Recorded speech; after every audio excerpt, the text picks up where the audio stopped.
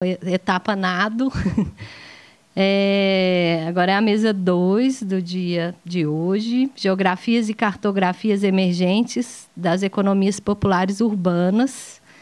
E aí eu queria convidar a nossa mesa, Camila Reis, o Felipe Magalhães e a Renata Marques. Quem fala primeiro é a Camila. A Camila é licenciada pelo FMG e mestranda pelo programa de pós-graduação. E mestre? Já é mestre, né? Mestranda? Ah, é mesmo. O seu trabalho era de graduação, né? Pelo programa de pós-graduação em Geografia Humana da USP, dedica-se ao estudo do processo migratório de chineses que atuam no comércio popular brasileiro e a relação deste fenômeno com a crise da reprodução social capitalista, a partir dos nexos entre mobilidade do trabalho e crítica do valor de dissociação.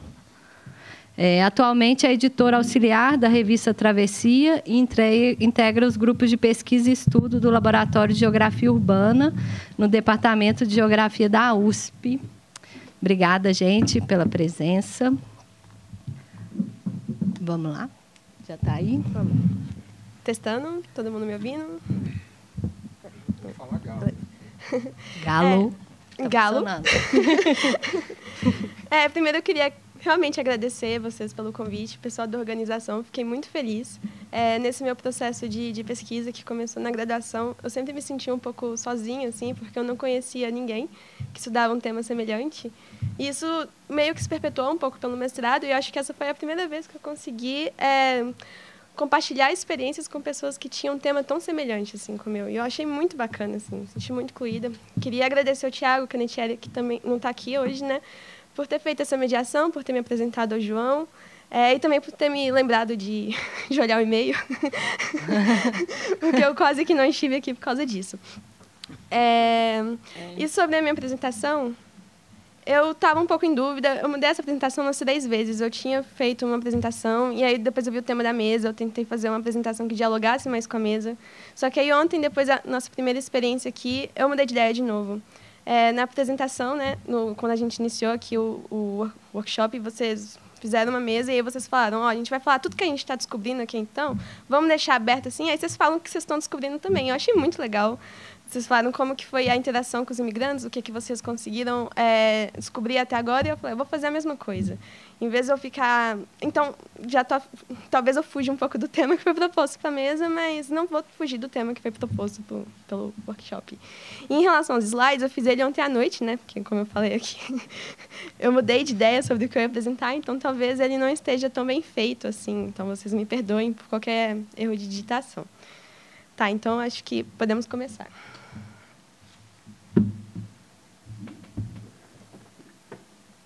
E a primeira coisa que eu queria fazer aqui era contextualizar um pouquinho sobre como foi o meu processo de pesquisa, já que eu conheci vocês agora, né? Então, ninguém me acompanhou desde cedo, com exceção, talvez, do Felipe.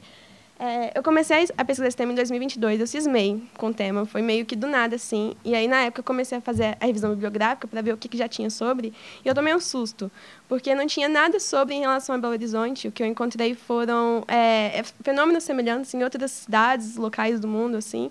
Foi quando eu encontrei o trabalho do Carlinhos sobre o circuito de mercadorias, foi quando eu descobri sobre IU, e ainda assim eu tinha uma insegurança, porque eu não sabia se era o mesmo fenômeno que tinha aqui em Belo Horizonte, se eram pessoas com perfil semelhante. E a única forma de descobrir isso, se tinha alguma semelhança, se eu podia me basear nesses trabalhos, era a partir do trabalho de campo. Então, eu comecei a fazer trabalho de campo, eu quebrei muito a cara. Demorou muito para começar a dar certo. E eu só começou a dar certo no primeiro semestre de 2023, que aí foi quando eu desbloqueei, comecei a ir com mais frequência, eu era muito tímida também, comecei a fazer a pesquisa, e aí foi quando eu fui observando paralelos entre o fenômeno que tinha aqui e o fenômeno que tinha em São Paulo, e aí foram surgindo novas questões, foi quando eu apliquei os formulários. E aí, o que aconteceu? Eu comecei a fazer o processo seletivo para o mestrado só para treinar e ver como funcionava, e aí eu comecei a passar nas fases. Eu não esperava. E aí, no final, quando eu fiz o meu último campo, que foi quando eu descobri, por exemplo, a questão da relação entre os imigrantes e os camponeses, eu já precisava finalizar o texto, porque eu precisava formar. E eu não consegui ir no campo para poder confirmar algumas questões. Então, dei continuidade na pesquisa agora no mestrado. E aí, no segundo semestre de 2023, foi quando aconteceu a defesa da monografia. E os principais resultados da monografia foram o seguinte. Foi principalmente entender por que esses imigrantes estavam em Belo Horizonte, por que especificamente concentrados naquela área que a gente conhece como Baixo Centro. Isso era uma grande questão para mim, porque não era uma área... tipo, se eu tivesse que sair de um país e ir para o outro, eu não ia querer ir para o Baixo Centro. Era assim que eu via, de forma até meio pejorativa. Assim. Depois que eu comecei a estudar sobre o processo de popularização, eu perdi esse preconceito. E aí, estudar sobre o Baixo Centro, entender a relação disso com o comércio popular, foi um dos avanços, né, que eu tive de entender um pouco o tema. Outra coisa é da relação da migração com o circuito de bugigangas, né? Foi quando eu descobri que a migração, ela era muito relacionada a esse circuito de bugigangas e como que esse circuito ele acabava restringindo o imigrante, porque ele não podia migrar para onde ele queria. Toda vez que, se ele quisesse permanecer nesse circuito, que era o que garantia a reprodução dele, ele tinha que seguir essa mercadoria e onde que o comércio dela estava dando certo. Então, você já tinha um circuito mais ou menos pré-estabelecido, né? Que na época eu chamava de bugigangas ainda, agora eu estou fazendo uma ampliação desse termo, estava conversando com o Carlinhos. E aí... foi uma das primeiras formas de restrição, porque na época eu estava lutando muito com as pessoas que elas enxergavam a migração só como um processo de liberdade do indivíduo, do sujeito, como se não tivesse fatores coercitivos no mundo que fizesse com que a gente tomasse determinadas posições e escolhas na nossa vida. E a forma como o circuito de bugigangas eles estavam limitando a circulação dessas pessoas, né, no mundo, no Brasil, o fato delas estarem, inclusive, no Baixo Centro, foi uma das questões que apareceram para mim. E, ao mesmo tempo, como que as trajetórias eram complexas, né? As pessoas, elas tomavam essa escolha de migrar e não necessariamente elas já vinham lá com sucesso financeiro. Às vezes, elas tinham que mudar de lugar em lugar, um processo de desenraizamento, de ter que criar uma indiferença ao lugar onde você está, assim, para tentar prosperar no comércio.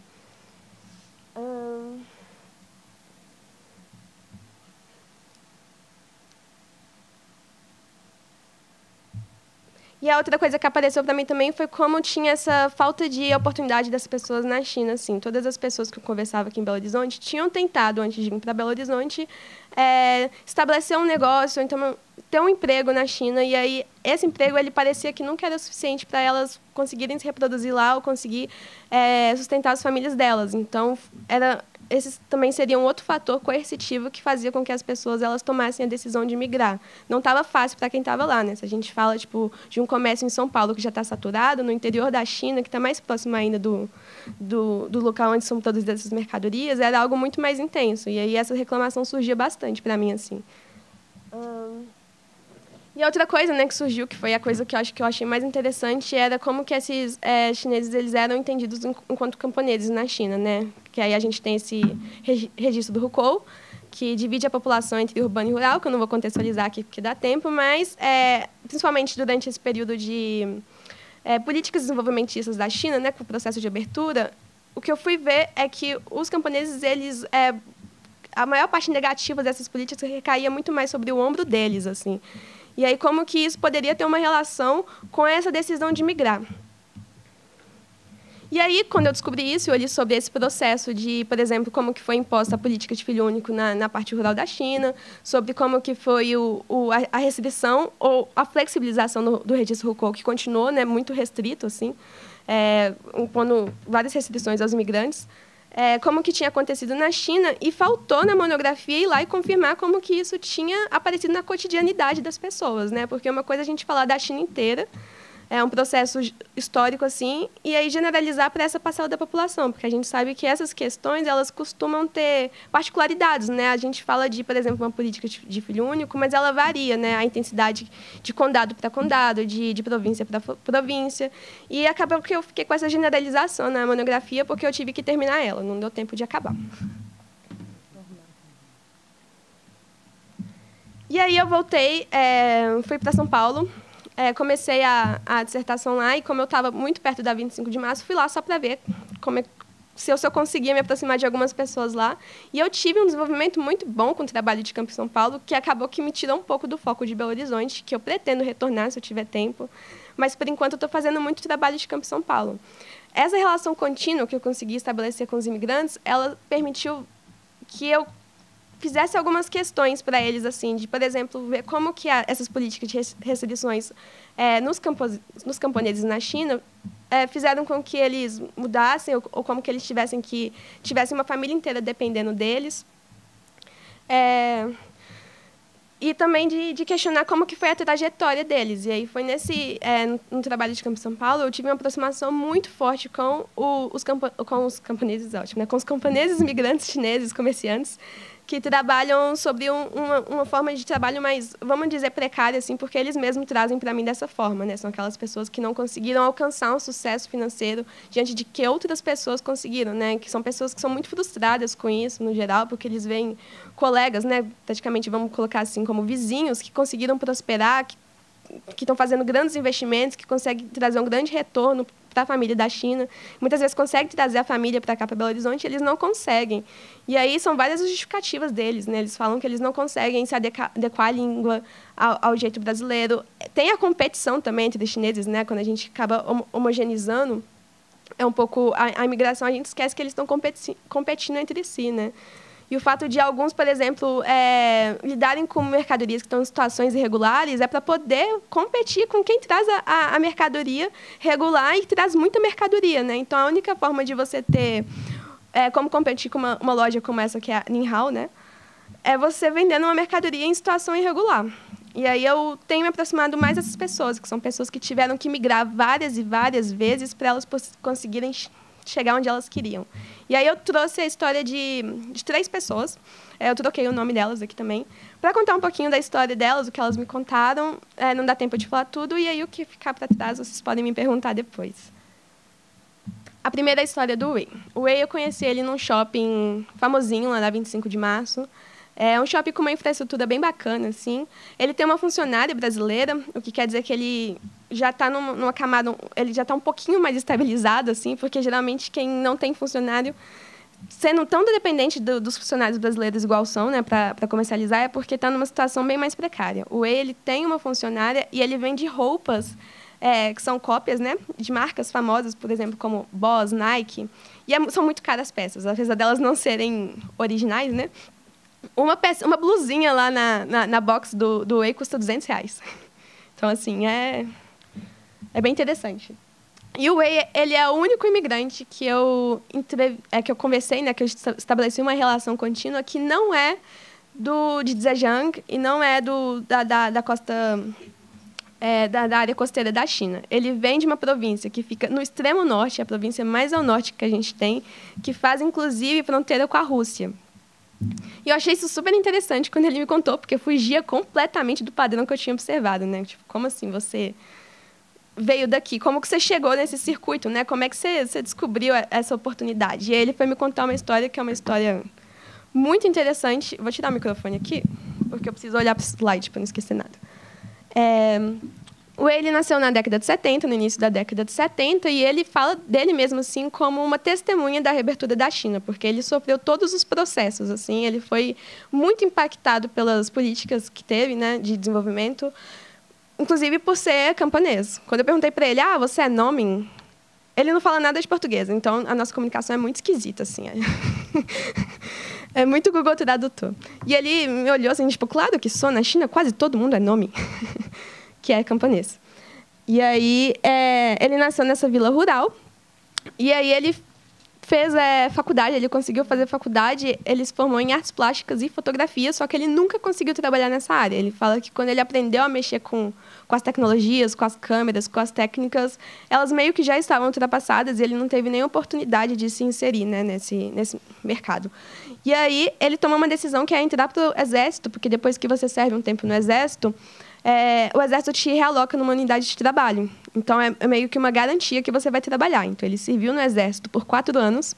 E, quando ele retornou, ele foi colocado numa unidade de trabalho, que, se eu não me engano, foi numa região classificada como urbana. Então, ele meio que começou a trabalhar no contexto urbano. E ele gostou muito de trabalhar no contexto urbano, porque naquela época, as pessoas que trabalhavam em unidades de trabalho urbanas, elas tinham, por exemplo, emprego vitalício e vários benefícios sociais, aposentadoria, tudo certinho. Então, ele não tinha que se preocupar com mais nada. E aí, na década de 90, começaram as políticas que tiraram esses benefícios sociais do pessoal que era urbano. É muito concentrado assim, na década de 90, foi para poder dar espaço para a população rural, que ia chegar para trabalhar, que tinha um valor da força de trabalho muito mais barata. E aí, você manter um trabalhador urbano com todos esses benefícios sociais era muito caro. Então, eles tiraram o whey e colocaram outras pessoas no lugar dele. Ele ficou desempregado e faltava muito tempo para ele aposentar. Ele ficou sem saber o que fazer.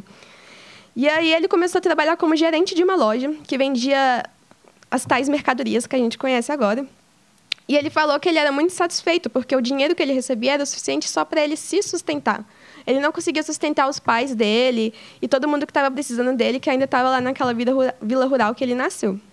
Então, ele tomou uma decisão que é sair dessa loja que ele trabalhava. Ele já tinha contato com os fornecedores que abasteciam essa loja. E ele falou, vou tentar ser microempreendedor na China. E aí e foi assim que ele entrou nesse circuito de mercadorias. Ele conheceu os fornecedores, ele ia lá em Yiwu, ele mesmo comprava as mercadorias dele, e ele começou a migrar de cidade em cidade, tentando vender essas mercadorias. E aí, toda vez que dava errado, ele migrava de novo. Ele me falou que mudou em mais de 10 cidades na China.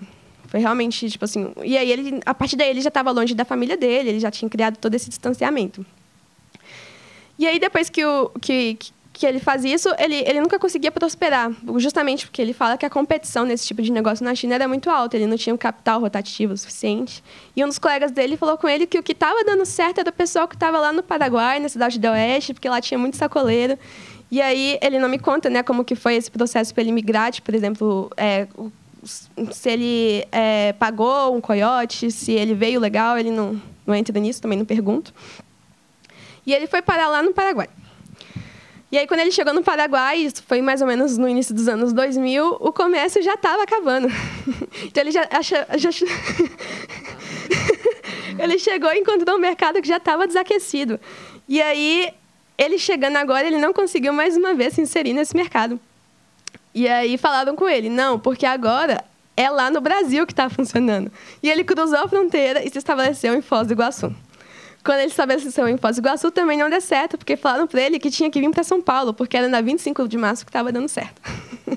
E aí ele foi e mudou de novo para 25 de março. E isso já faz mais ou menos umas 2 décadas. E desde isso, ele nunca mais viu a família dele, né? Ele conversa com eles só por mensagem, por chamada de vídeo. A foto do celular dele, de tela de bloqueio, é a neta dele, que ele nunca conheceu, mas que ele sustenta, estando longe. E ele se sente... Ele falou assim comigo, ele se sente fracassado, porque ele não conseguiu arrumar um emprego na área de serviço dele quando ele se formou na faculdade. Aí ele foi para o exército, não conseguiu ficar no exército. Aí ele foi colocado numa unidade de trabalho. Aí ele foi demitido. E aí tudo dá errado e ele não tem previsão de voltar para a China. Ele quer aposentar lá, ele tem uma esposa lá, né? A esposa dele ficou lá. Nesse meio tempo ele casou, teve um filho lá na China, esqueci de falar disso. E ele, por exemplo, não viu o filho dele crescer por causa disso. Mas ele se sente bem de, por exemplo, tá provendo esse conforto financeiro para a família dele, assim. E ele fala, não tem como viajar para ver eles, porque aí a conta já não fecha, não consigo mandar remessa de dinheiro para eles e, ao mesmo tempo, ir lá e ver eles. Então, é assim que ele ajuda a família dele. E aqui, agora, eu vou contar a história da Xia. A Xia, ela já nasceu como migrante, então ela não participou tanto do processo decisivo de sair da China, porque foi os pais delas, né? Ela foi meio passiva nesse processo. Ela é um caso de imigrante que agora, né, tá inserido no comércio mais próspero, assim, um comércio que está dando dinheiro, eles estão conseguindo mandar uma boa remessa para a família, e ela é de uma vila muito próxima, a família dela, né? Ela é de uma vila muito próxima a Tintin. E aí, os pais dela trabalhavam no condado do lado, cidade do lado, na verdade, numa fábrica de sapato. Eles se conheceram lá, tiveram um irmão dela, e aí decidiram migrar para Romênia. Eu nunca tinha ouvido falar de Romênia também, tipo, nesse circuito, mas apareceu Romênia, para poder vender os sapatos que ela antes trabalhava na fábrica. Os pais dela trabalhavam na fábrica fazendo, eles viram a oportunidade, né, de trabalhar fazendo a distribuição dessa mercadoria. E aí eles foram para a Romênia. E aí ela ficou na Romênia até fazer uns 6 anos de idade e ela não chegou a ir para a escola. Então ela não tem muita vivência de Romênia, assim, ela não se identifica com a Romênia, apesar de ser romena. Romênia não, né? Acho que ela é classificada como chinesa, mas ela nasceu na Romênia. E aí depois disso, eles vieram para São Paulo, porque eles tinham alguns parentes aqui, e aí ela cresceu como se fosse a segunda infância dela em São Paulo. Então ela teve muito contato com a língua portuguesa, ela foi para a escola, só que até isso dos pais eles tiveram negócio no braço, tiveram negócio na 25, e nisso ela ficava mudando de escola toda hora. Então ela custou pegar o português, e o pai dela tinha uma política de sempre colocar ela numa escola que não tinha nenhum chinês para ver se ela aprendia português, porque estava muito complicado. Ela cresceu falando só a língua do condado.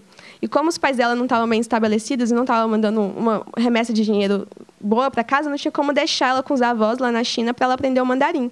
Então, ela não aprendeu o mandarim. Ela só falava a língua do condado e mais nada. E o condado, essa região, né, que a gente fala lá, próxima a Tintia, ela tem muito dialeto. São 5.000 pessoas falando uma língua, aí você muda a fronteira, já é outra língua. Então, ela se comunica com muita pouca gente dessa forma. E aí, ela ficou aqui até o finalzinho do ensino médio dela. Quando ela fez 17 anos, ela estava se preparando para entrar no vestibular. O pai dela teve um grande prejuízo. Ele perdeu uma carga, um container. Ela falou que ele perdeu um container. E aí ele ficou muito, muito desesperado, porque isso desestabilizou eles financeiramente. E aí eles tinham uns primos que estavam lá no Chile. E aí eles decidiram ir atrás desses primos para poder restabelecer o comércio lá, no interior do Chile. E aí ela teve que aprender outra língua de novo. E aí, nisso, ela perdeu o timing do vestibular. Ela não conseguiu ficar no Brasil para fazer o vestibular, porque ela teve que acompanhar a família, e ela não aprendeu um espanhol bom para poder fazer o vestibular no Chile. E também, depois que ela aprendeu o espanhol, mais ou menos assim, ela já tinha ficado muito tempo distante da escola. Então, ela realmente perdeu esse timing e acabou seguindo carreira junto com a família dela, né? Ela quer ter um negóciozinho lá no Chile agora. 3 minutos, Camila. Tá, já está acabando. E aí ela estabeleceu esse negóciozinho, ela quer, né, estabelecer esse negóciozinho, e aí ela conta que ela não fala nenhuma língua, que ela não consegue se identificar enquanto chinesa, porque ela não fala mandarim, ela não consegue se identificar como brasileira, porque ela perdeu o contato que ela tinha com o Brasil, e nem como chilena, porque o espanhol dela é muito fraco. E agora ela tem um sobrinho que acabou de nascer e a família está mais bem estabelecida financeiramente. Eles vão conseguir mandar esse sobrinho para a China para ver se ele aprende mandarim, não passa por um processo tão sofrido quanto ela passou. E, por fim, a história do Kai. O Kai, eu vou tentar resumir aqui. Ele nasceu na vila de Tintian. Ele tem 3 irmãos, então ele é daquele processo que eu mencionei ontem no restaurante. Como os pais deles, né, em tese, respeitaram a política de filho único, eles tiveram que comprometer parte da renda deles por muito tempo. Vamos pensar que são pessoas que viviam, né, de, por exemplo, agricultura. E aí é uma monetarização da vida dessas pessoas, né? Porque você obriga elas ao mercado a vender um pouco do que está sendo produzido ali para poder pagar essa multa para o Estado. Então, é uma das formas de restrição que acontece. E ele já nasceu com essa dinâmica de ver a família indo para as outras partes do mundo, porque ele é de Tintia, né? As únicas pessoas que eu vi que não passam, não migram não necessariamente migram internamente na China antes de vir para o Brasil, são pessoas que são de Tintia, por causa que a dinâmica local ela já é muito definida pela questão migratória. Então, eles já tomam essa decisão mais rápido, assim, porque já é mais fácil. Então, ele tem um irmão que está no Chile agora, ele tem um irmão que está aqui tá no interior de São Paulo, e ele está aqui não, né? Tem BH agora, mas ele está em São Paulo mesmo. E aí ele foi para a Espanha, ele juntou um dinheiro, ele fez um curso de culinária lá em Tintia, né? Porque tem essas escolas preparadas para te dar uma profissão para você poder migrar. Ele aprendeu a fazer culinária asiática de forma genérica mesmo.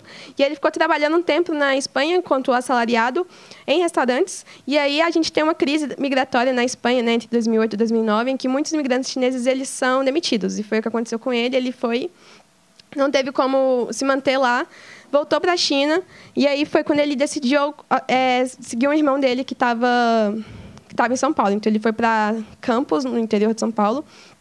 Não deu certo lá também, aí depois ele foi para São Paulo. E nisso ele já tinha, né, falido 2 vezes, aí ele foi para São Paulo, e aí ele casou, e aí ele faliu de novo, separou. E aí ele fez uma lojinha muito pequenininha com produtos que não estavam regularizados no shopping mais esquisito que tem lá na 25 de março.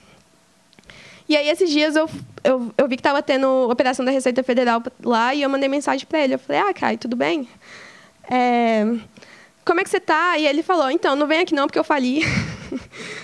A Receita Federal levou tudo, tinha acabado de receber minhas encomendas, e aí ele ficou sem nada, e agora ele está trabalhando para um outro imigrante chinês, porque ele não tem mais como ter o negócio dele. E nisso, eu imagino que eles vão acumulando várias dívidas, e eu acho que isso é um dos fatores que fazem com que eles tenham que mudar de lugar.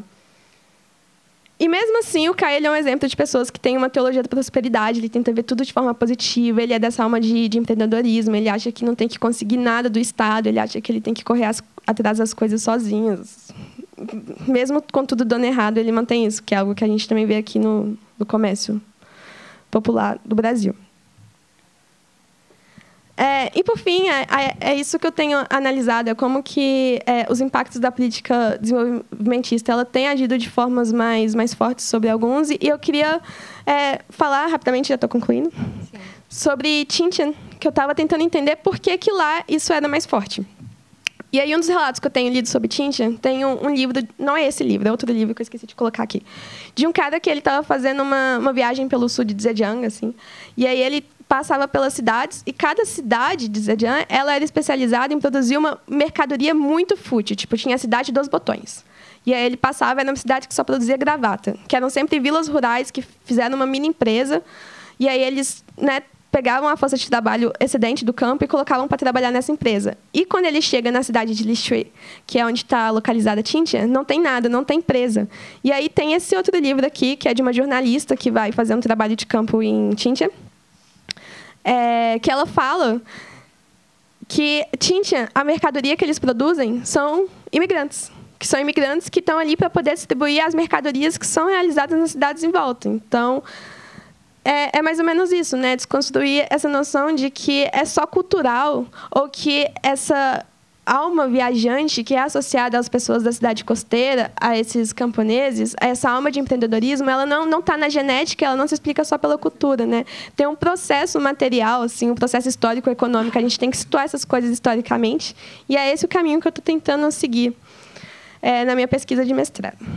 Eu acho que eu passei bastante do tempo, então, mais uma vez, obrigada. Tudo bem. Obrigada, Camila. Nosso segundo convidado, Felipe Magalhães, é atleticano, professor adjunto do Departamento de Geografia da Universidade Federal de Minas Gerais, bacharel em Ciências Econômicas, com mestrado e doutorado em Geografia da UFMG, tem experiências nas áreas de planejamento urbano e geografia econômica urbana, atuando principalmente nos seguintes temas: teoria urbana contemporânea, economia popular, economia solidária, neoliberalismo e produção do espaço, movimentos sociais urbanos, planejamento metropolitano e cidade e região. Isso. Ai. Agora fala. Tem que reduzir essa lista aí. Bom, boa tarde para todo mundo. Muitíssimo obrigado pelo convite. Fiquei muito feliz de poder participar aqui, de ver o trabalho que vocês estão fazendo, que está muito legal, e ver isso acontecendo aqui na face, que é de onde eu venho. Para mim, tem um significado especial e é muito, muito bom, muito prazeroso. Eu estou num momento... Eu não tenho... quando eu crescer, eu vou ter a capacidade de improviso da Camila. Enquanto isso não acontece, eu vou ficar preso aqui na minha cola e espero que funcione. Vamos ver. Eu estou num momento de transição em relação à pesquisa com esse universo das outras economias. Eu estou começando um projeto de extensão agora, depois de alguns anos só nas pesquisas, e aí eu vou ficar por conta dele por um tempo, e tem a ver com moeda social e uma prática de outros mercados, etc. E eu estou começando uma pesquisa nesse momento sobre a questão da desindustrialização e a ocupação do espaço econômico deixado pela indústria, pelo setor financeiro, no contexto das regiões metropolitanas, começando aqui com a nossa. E acaba que o que eu trouxe aqui hoje vai dialogar muito com as falas do Tarcísio da Mara, mas eu não consegui não entrar nesse tema, não partir dele, que é onde eu estou mergulhado agora. E Eu achei uma chave para fazer uma ligação com o... Tô clicando aqui no computador. Eu tô usando esse livro do Tony Negri, que eu estou mergulhado nele nesse momento, e que está me ajudando bastante, da Fábrica Metrópole, é de 2018. É o segundo volume de um conjunto de ensaios. O primeiro chama-se Marx e Foucault, ensaios, é do ano anterior, e vieram à tona depois do último livro que ele escreveu com Michael Hart, que chama Assembly, né? Foi publicado em português recentemente com o subtítulo A Organização Multitudinária do Comum. Então, essa passagem da Fábrica Metrópole é uma proposta de entendimento do período contemporâneo, neoliberal, pós-fordista, etc., através dessa chave da saída de cena da indústria como elemento principal estruturante das relações sociais de produção e dos espaços metropolitanos, e que dá lugar... estou aqui de novo. A uma... pode deixar, vai ser mais fácil. Vou acostumar com ele. E que dá lugar a uma lógica que não ele está seguindo um argumento aqui que não tem mais esse elemento central com essa capacidade de definição mais ou menos linear dos conjuntos que ele interliga e que atendem às suas demandas diversas. Aqui tem um argumento, um paralelo muito claro que ele menciona muito rapidamente no texto com o argumento do Henri Lefebvre, né, que a gente leu a exaustão e continua lendo aqui, de que a problemática da urbanização passa a ser predominante em relação à industrialização. O Negri trata a metrópole como um ente econômico-social que passa a ter uma espécie de uma plasticidade, né, e uma dinâmica aparentemente desestruturada, e que vai na direção da ideia lá do Deleuze e do Guattari, a partir do poeta Antonin Artaud, né, que é a ideia do corpo sem órgãos, que é muito basicamente um campo de potencialidades, justamente pelo fato de permanecer num estado de fluxo, né, sem uma estrutura fixa. Mas aí tem uma perspectiva otimista da metrópole como um campo de possibilidades diversas, e que o Negri enxerga na economia do conhecimento, na multidão, etc., que é um argumento mais conhecido, né? E uma ideia de empreendedorismo político, que ele trabalha muito nesse texto, e nesse livro com Michael Hart, o Assembly, aparece como um empreendedorismo da multidão, que seria capaz de construir um comum metropolitano, dialogando aí com a tese do João.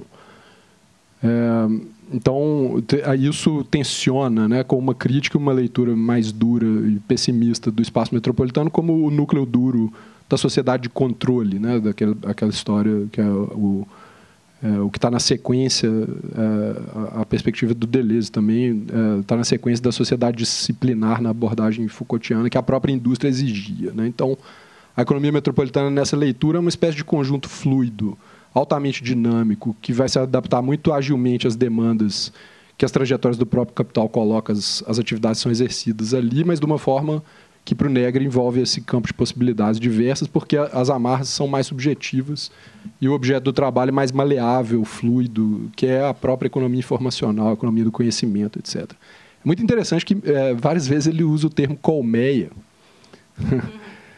para se referir a uma espécie de um novelo metropolitano, e que é basicamente a ideia das interdependências não comercializáveis lá da geografia econômica mais tradicional, que é muito lida aqui no CEDEPLAR, né, na economia regional e urbana. E eu achei muito boa essa coincidência com o nome do grupo, acabou me dando um pouco essa pista para trazer esse gancho que eu estou ensaiando aqui.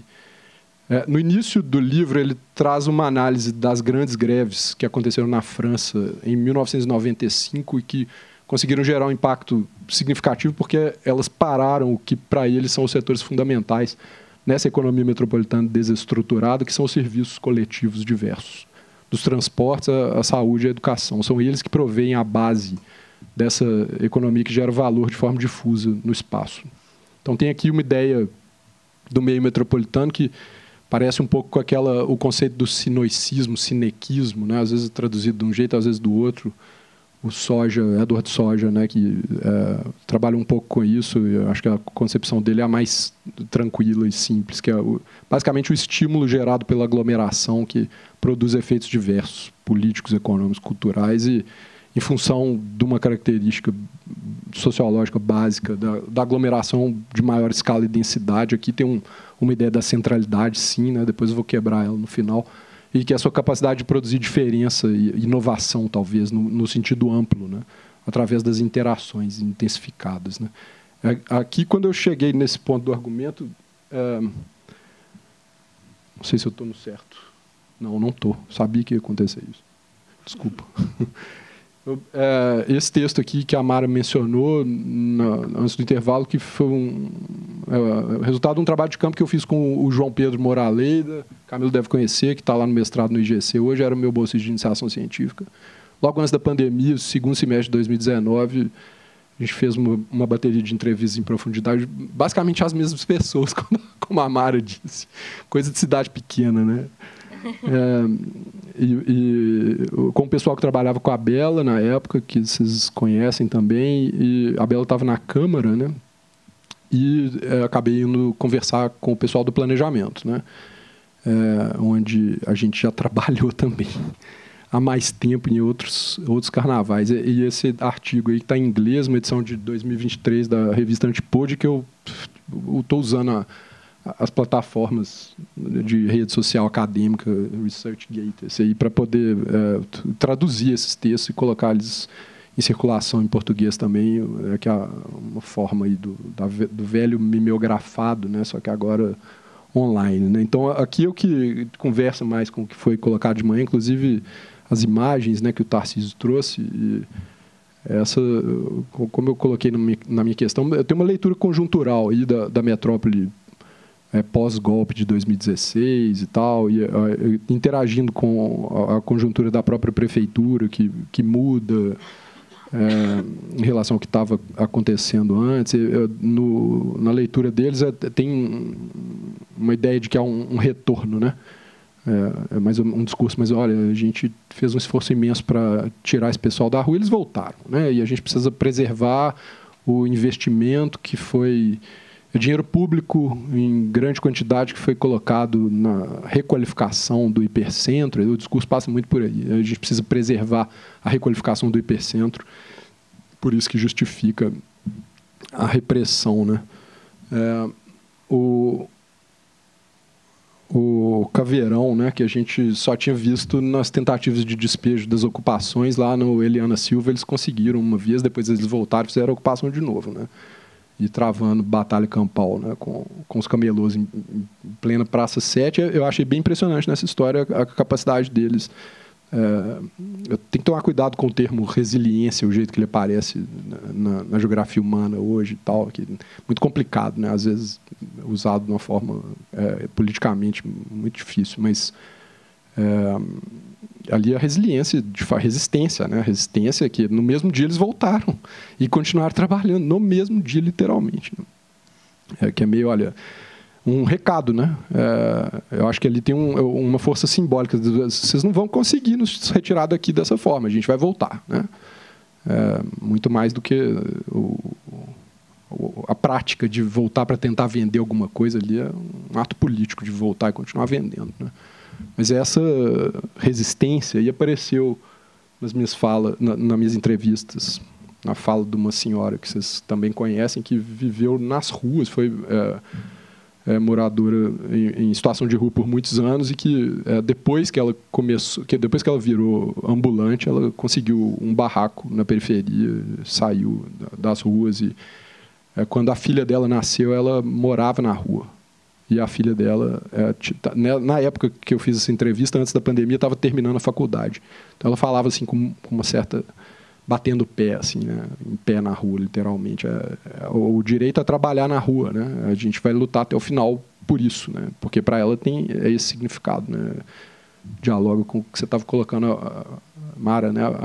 A diferença de perspectiva que é radical, né? Quando a gente vai conversar com quem está dentro do poder público, parece que não existe isso, né?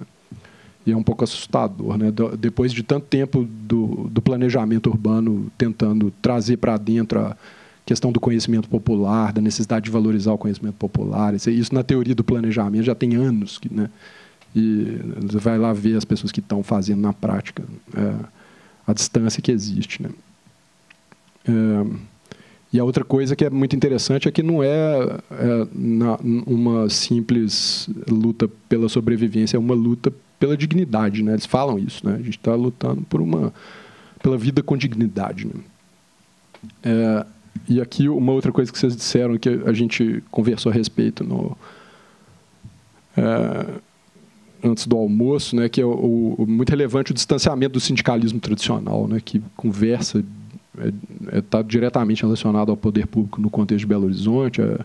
É isso, o Pimentel, que tirou, a Mara disse, né, os camelôs das ruas lá atrás, em 2004. E isso foi antes da entrada do chamado planejamento estratégico, que a gente poderia resumir aqui como se fosse uma vertente neoliberal de política urbana, que aconteceu de forma mais assumida, explícita, no contexto de BH, com a entrada do Márcio Lacerda na prefeitura, o melhor amigo da Priscila Musa, que está aqui, né? Então, são trabalhadores reprimindo trabalhadores, né? A Mara explorou isso nos textos dela, acho que é um ponto super importante. Mas, voltando aí no argumento do Negri, né, da colmeia, da economia urbana como colmeia, ela tem uma capacidade produtiva imensa, né, em parte por causa da densidade das relações e da proximidade dos agentes. E essa capacidade produtiva vai tender a ser aproveitada ou capturada por agentes diversos, porque ela tem uma energia muito grande ali para criar potenciais significativos, né? Então, tem uma leitura possível aí da economia política urbana dos anos 70. Eu, o João e o Arley escrevemos um textinho que a gente mandou lá para o Simpurb, o Simpósio de Geografia Urbana do ano passado, fazendo uma releitura da economia política urbana lá do Harvey, Castells, Lojkine, Topalov, esse pessoal, que a cidade ali, naqueles textos, era um meio social capaz de produzir o que a indústria precisava, que é basicamente o trabalho, às vezes qualificado, às vezes não, né?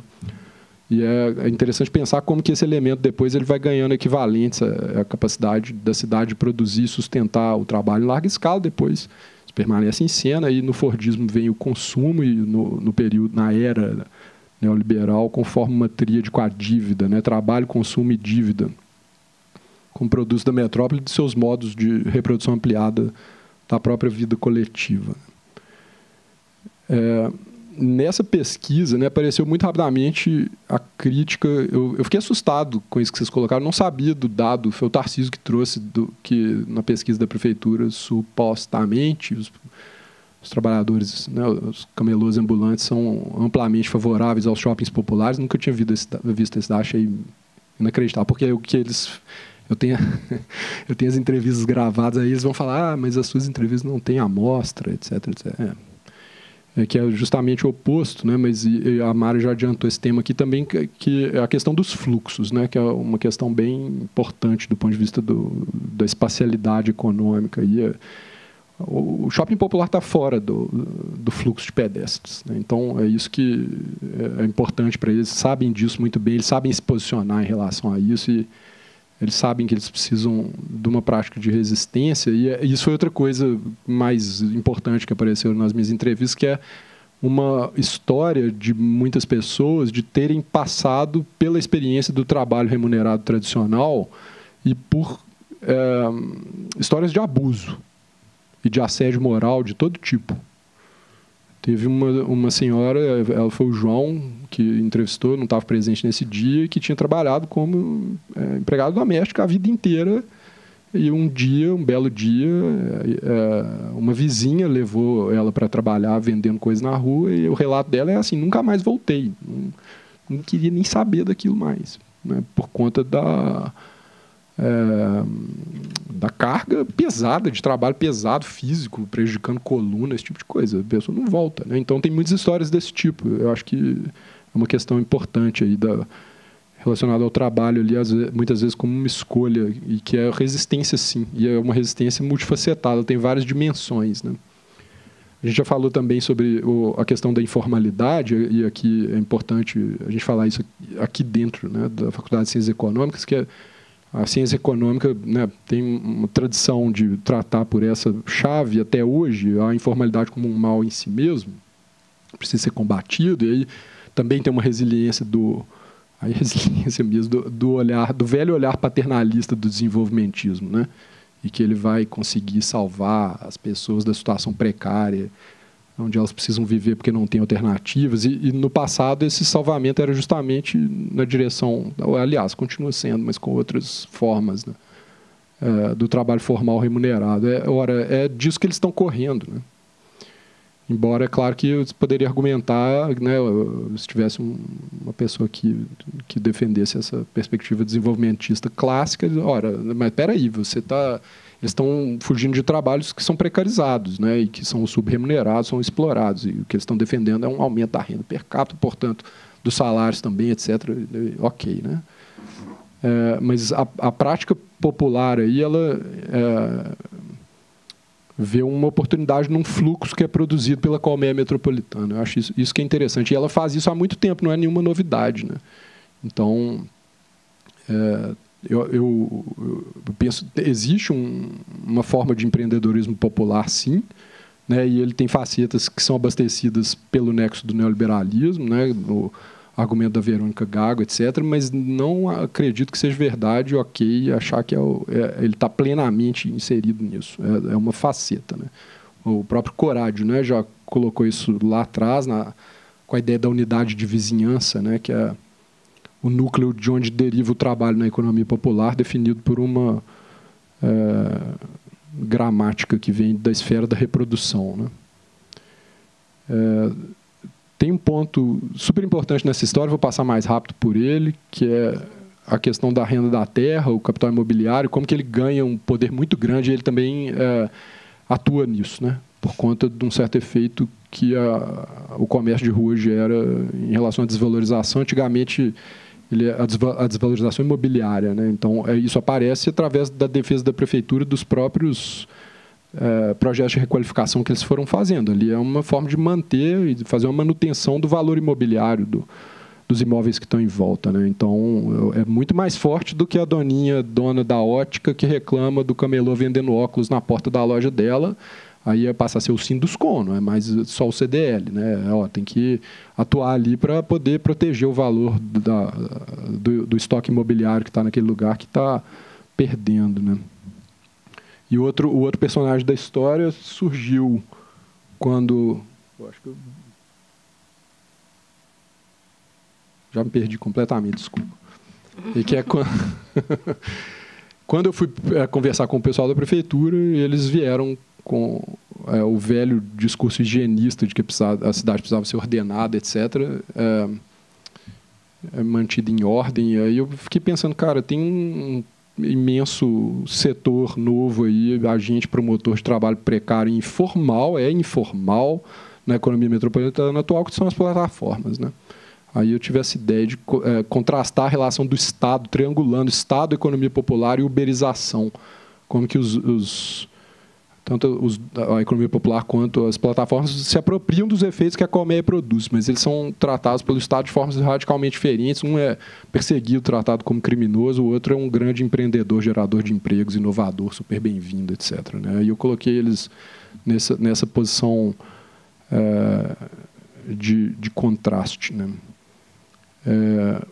Tem um geógrafo americano que está trabalhando no Reino Unido, a Mara conhece, que é o Seth Schindler. Ele trabalha com uma ideia uma leitura da metrópole do sul global como uma das principais características ela tem muitas dificuldades de encontrar trabalho e capital. Existem muitas barreiras e muitos buracos no meio dessa relação. E está aí, né? Essa coisa que você disse do relatório do Banco Mundial, que eu não sabia, vou ler.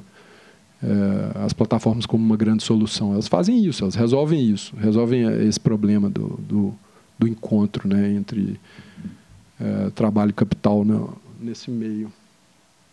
Tá aí as plataformas, né? Mas aí, voltando no início para fechar, o que eu fiquei pensando em relação ao argumento do Negri é que ele não traz para essa metrópole do sul global, e seria muito interessante fazer isso, tirar de cena esse agente que ele coloca num lugar privilegiado, que é o funcionário público do estágio de bem-estar, do resquício do estágio de bem-estar social europeu, né? E o que acontece se a gente colocar esse sujeito aí, né, que é nesse lugar do empreendedorismo da multidão, né? E, enfim, aqui eu andei pensando em outras rodadas anteriores na questão do cooperativismo de plataforma, e eu continuo acreditando que tem um potencial ali, e que é um conjunto que vem ganhando algum espaço, e pode acabar contaminando de forma interessante esse campo de possibilidades, mas aí depois eu pensei, olha, e se a gente explodir e for na direção do urbano extensivo, né? E dialogar com as coisas que o próprio Roberto Montemor tem trazido para a conversa de várias formas, que a economia popular urbana na escala do urbano extensivo é outra coisa, né? Vai ser outro conjunto completamente diferente de agentes e vai envolver, enfim, os camponeses, né? A agricultura familiar, né? A produção, né? Populações indígenas, quilombolas, etc. E aí eu acho que tem uma chave, né? Que talvez tenha um potencial interessante, né? de um conjunto de alianças, né? Através de uma conexão da economia popular metropolitana com o que está acontecendo nessa escala, nesses lugares, e que aí a gente entra para fechar, né? Desculpa, a questão da crise ecológica, né? Que quando a gente entra, não tem jeito de falar da urbanização extensiva sem pensar nisso, né? E como que coisas tipo a teia dos povos, por exemplo, né? E o que eles estão fazendo em relação à necessidade de trazer a multidão aí, ela é uma multidão multiespécie, né? E ela envolve a necessidade de redefinir relações com seres não humanos e por aí vai. Mas é isso. Essa bagunça de reflexões aí. Muito obrigado. Obrigada, Felipe. Quem fala agora é Renata Marques, graduada em Arquitetura e Urbanismo e Artes Plásticas, tem mestrado em Arquitetura e Urbanismo, doutorado em Geografia, pós-doutorado em Antropologia, é professora associada da Escola de Arquitetura e Design e da Formação Transversal em Saberes Tradicionais da UFMG. Suas pesquisas abrangem crítica, práticas editoriais e práticas curatoriais na confluência da arte em outros campos de conhecimento e outras epistemologias. Faltou uma palavra, eu coloquei essa. É isso. A gente tem que diminuir essa lista, né? É Cosmociências. Achei. Obrigado, Pri. Então, gente, tudo bem, né? Estou feliz de estar aqui nessa mesa, né? Conheci Felipe 20 anos atrás no tal doutorado da Geografia, né? E, enfim, né? Legal estar aqui. E esse trabalho que eu vou apresentar é um pouco, assim, é bastante diferente, né, dos outros dois, e eu acho que é de um outro lugar também, mas nesse movimento transdisciplinar aqui, né, eu acho que pode ser interessante. É um trabalho também já antigo, então essas análises de conjuntura, essas contextualizações, assim, é um pouco outra, né? É um trabalho de 2011 que eu fiz aqui em Belo Horizonte, então né, assim, o mundo era outro, vamos dizer assim, né? O mundo sempre é outro, né? Em ciclos, né? Mas eu acho que traz uma ideia de relação, né, construída assim no campo, e uma ideia de imaginário urbano também, né, que eu acho que espero que possa contribuir aqui para o debate, né? Bom, eu vou voltar aqui, né, na companhia do Felipe há 20 anos atrás, e vou falar assim, que esse trabalho não faz parte da minha tese de doutorado, né? Ele é um trabalho posterior, porque aconteceu uma coisa divertida, que na geografia eu descobri a antropologia, porque eu entendi que não tinha espaço sem gente, então eu já estava assim, no último ano de doutorado na geografia, só que eu não estava mais interessada na geografia, tanto quanto eu estava no início, né? E aí eu já fui migrando para a antropologia e, enfim, desde então é um pouco o meu lugar de manobra, assim, de pensamento, né? Mas é um trabalho que eu né, assim, só vou voltar a explicar um pouquinho. O Atlas Ambulante foi um projeto que eu aprovei na Funarte em 2010, que era um projeto de bolsa de produção crítica de interface entre culturas artísticas e culturas populares. Então, assim, era esse título, e eu concebi esse projeto para a Funarte, aí ganhei, né, uma das 6 bolsas e fiz esse projeto. E, bom, essa bolsa, na verdade, eu entendia ela como um projeto de distribuição de renda. Então, assim, na verdade, eu reparti a bolsa para todos esses companheiros, né, que estão ali como autores desse trabalho no final das contas, né? Então, foi um recurso que eu tive, na verdade, né? A bolsa foi convertida num recurso para fazer esse projeto. Nessa época, eu tinha acabado de entrar na UFMG, eu entrei em 2010. Então, enfim, voltando à linha aqui da 20 anos atrás, quando eu estava na geografia, estudando geografias na arte, né? Então, foi com esse tipo de gesto gráfico e político, né, desses mapas históricos feitos por artistas, né, que esse projeto nasce. Então, a gente tem um gesto do mapa surrealista, né, que trabalha livremente com as escalas de importância, tem esse gesto, né, construtivista do Torres Garcia, né, que trabalha com essa ideia, esse gesto político muito simples de inverter, né, a América, todo mundo conhece, e essa ideia de pensar essa autonomia, né, essas epistemologias do Sul e essa autonomia de ser o próprio Norte, né. Então, enfim, esse trabalho parte de uma espécie de entendimento da cartografia como esse lugar de poder e a potência de se apropriar, né, da cartografia, imaginando outras situações políticas possíveis, tá? E aí, assim, por um lado a geografia e por outro lado a história, né? Pensando que na produção urbana, né, na produção do espaço urbano, a gente tinha uma presença muito forte de caminhantes, né, que construíam uma espacialidade urbana histórica, né? E aí eu comecei a conectar a ideia de cartografia e de mapa com os cartógrafos, né, caminhantes que desde sempre estiveram nas cidades desde o seu início, né?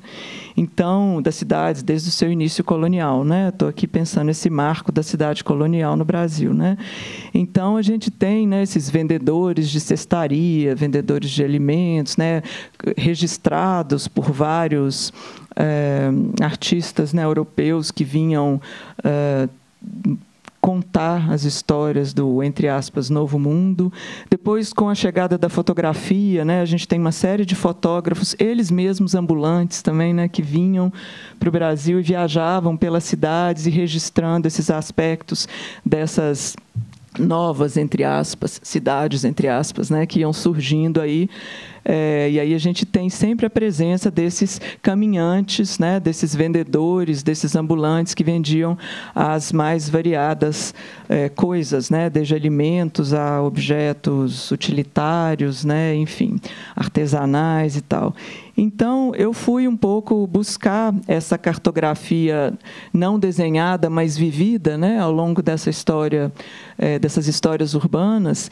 E eu cheguei ao trabalho do August Sander, né, que é um fotógrafo alemão que, no início do século XX, inventou um projeto muito ambicioso que se chamava Homens do Século XX, né, que era um projeto fotográfico de viajar pela Alemanha. Então, é legal também, porque esse fotógrafo é um ambulante também, embora ele não se nomeie como tal, né? Mas ele viaja pela Alemanha, então, registrando todas as atividades humanas, né?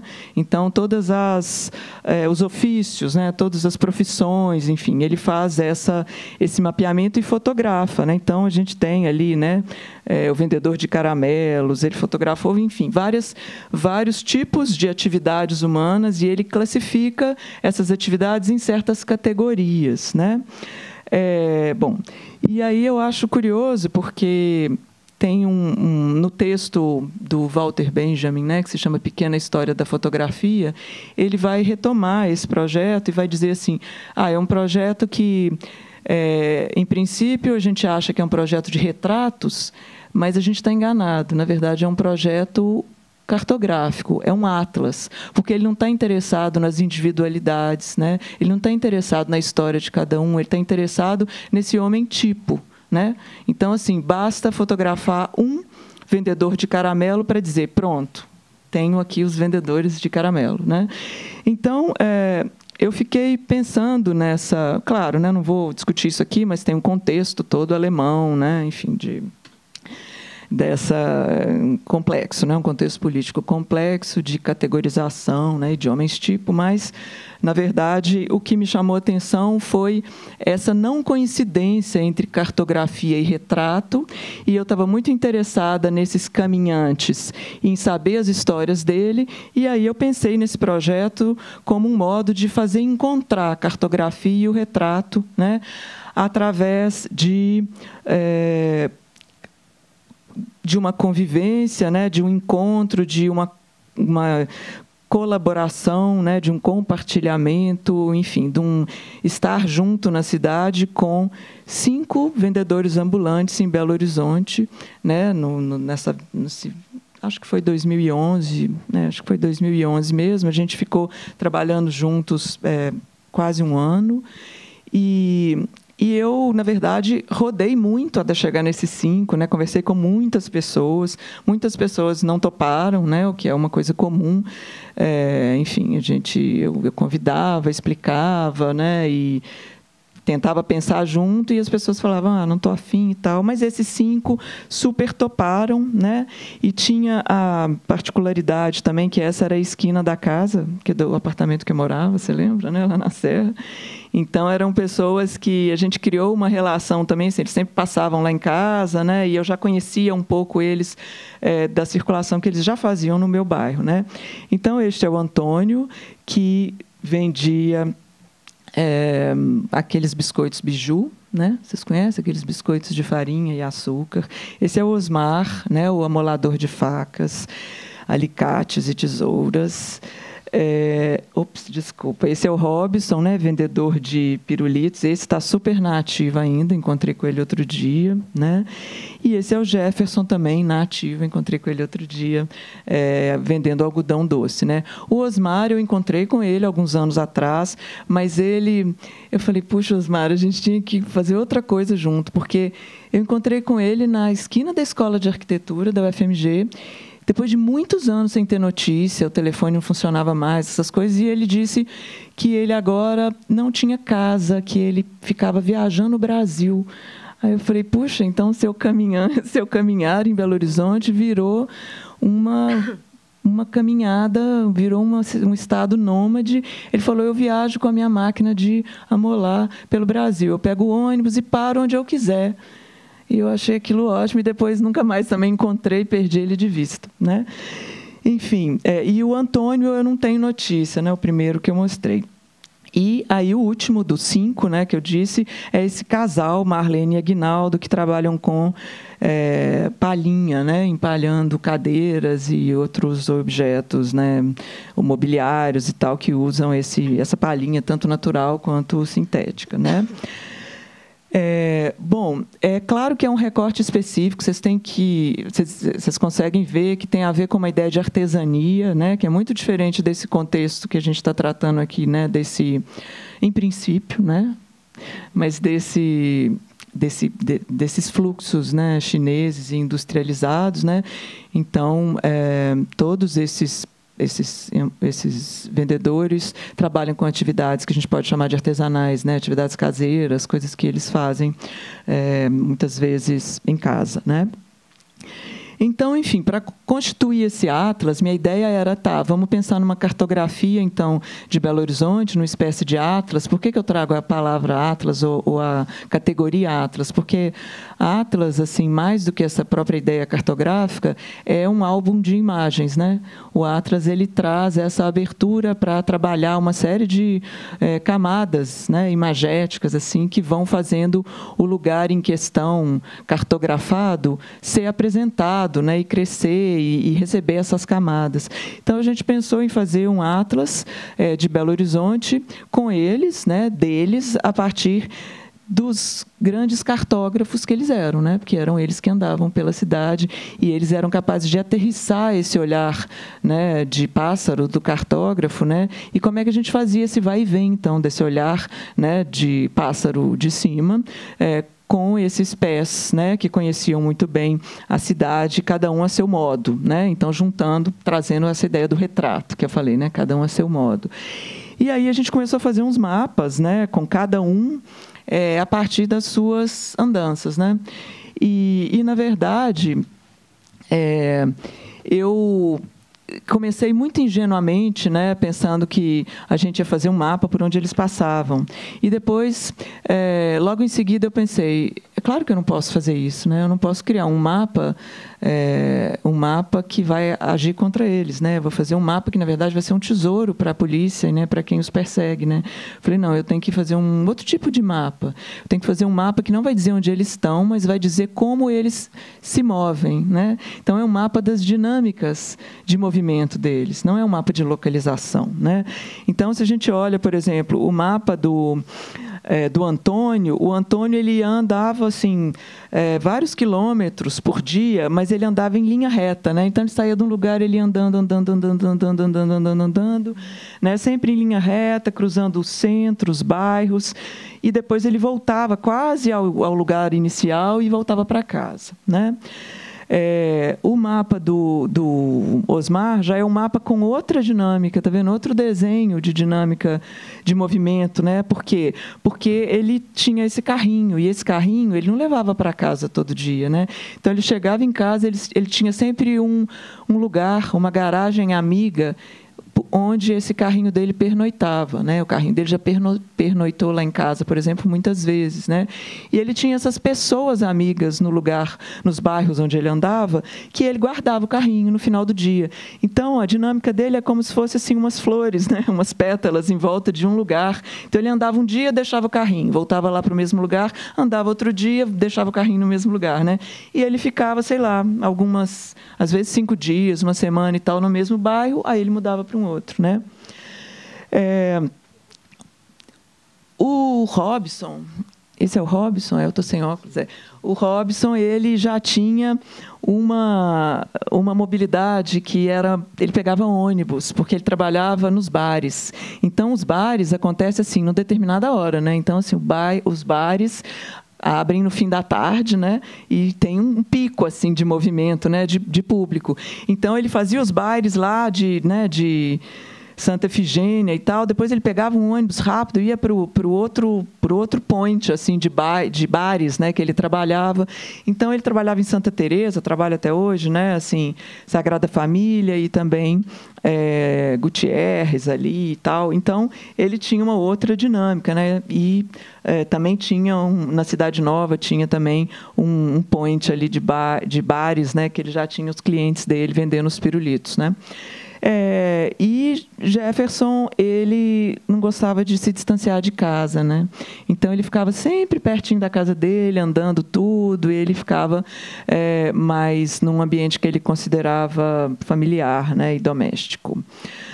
E, por último, Marlene e Aguinaldo, né, que é uma outra dinâmica de movimento, que é muito interessante, porque eles tinham um carro, né, na época eles tinham um Fusca velho, com bagageiro, e eles tinham um telefone, então eles recebiam chamada de clientes, iam buscar os móveis, muitas vezes, né, e levavam para a casa deles, onde eles tem ainda uma garagem, né, uma oficina, onde eles fazem esse trabalho com a palhinha, né. Mas, ao mesmo tempo, eles também ficavam nas esquinas, foi assim que eu conheci eles, né?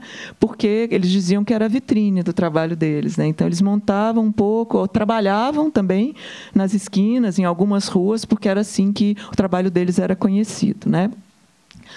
Bom, e aí, depois que a gente resolveu essa questão, né, cartográfica da não localização, né, a gente pensou, então, andei com eles muitas vezes, mas aí eu pensei, é muito melhor se eu deixar uma câmera com eles e eles ficarem à vontade, né, andando e fotografando o que eles quisessem, sem a minha interferência também, né, e eles pudessem construir uma narrativa, né, própria das andanças deles. Então, a gente fez esse gesto já clássico, né, da etnografia, que é entregar a câmera, né, mudar a câmera de mãos, entregar o instrumento de registro, né, e deixar a narrativa, né, por conta deles. E aí foi muito interessante, assim, né, eu acho que não tenho tempo de de falar, aliás, não tem tempo mesmo, né? Então vou passar rapidinho as fotografias, mas aí é legal para vocês verem também a diversidade, né? Assim, não só dos lugares por onde eles passam, mas dos olhares que eles lançam a essa cidade, né? Então, assim, eu poderia falar um tempão sobre isso, mas infelizmente eu não vou falar. Depois a gente pode conversar, se vocês tiverem curiosidade. Mas primeiro foi o Antônio, né? Esse já é o Osmar, né? O Osmar, ele já tem um olhar para a arquitetura e para o monumento muito interessante. Ele gosta das casas antigas, dessa conexão, né? Favelas e cidade, dessas fronteiras, né? Enfim, do grafite. Ele tem uma outra perspectiva assim da cidade, muito interessante. O Robson, ele já resolveu contar a história da casa dele, do lugar dele. Então, ele mostrou o caminho, a casa dele, né? Assim, a vista que ele tem da laje dele. E aí ele resolveu ser didático, né? Ele fotografou todo o processo de produção do pirulito.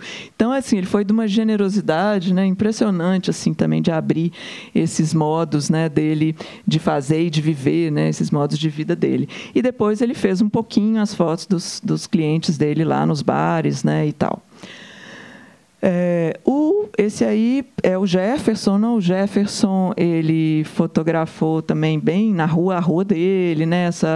Essa vizinhança próxima, a igreja, enfim, né? Mas o Jefferson é o que eu consigo menos, enfim, interpretar o olhar. Eu acho o olhar mais enigmático para mim. A Marlene e Aguinaldo, na verdade, eles, né, fotografaram também o galpão deles e tal, um pouco as esquinas, né? Todo mundo já viu essa cena dessa vitrine, né, das cadeiras aí expostas na cidade, né, e tal.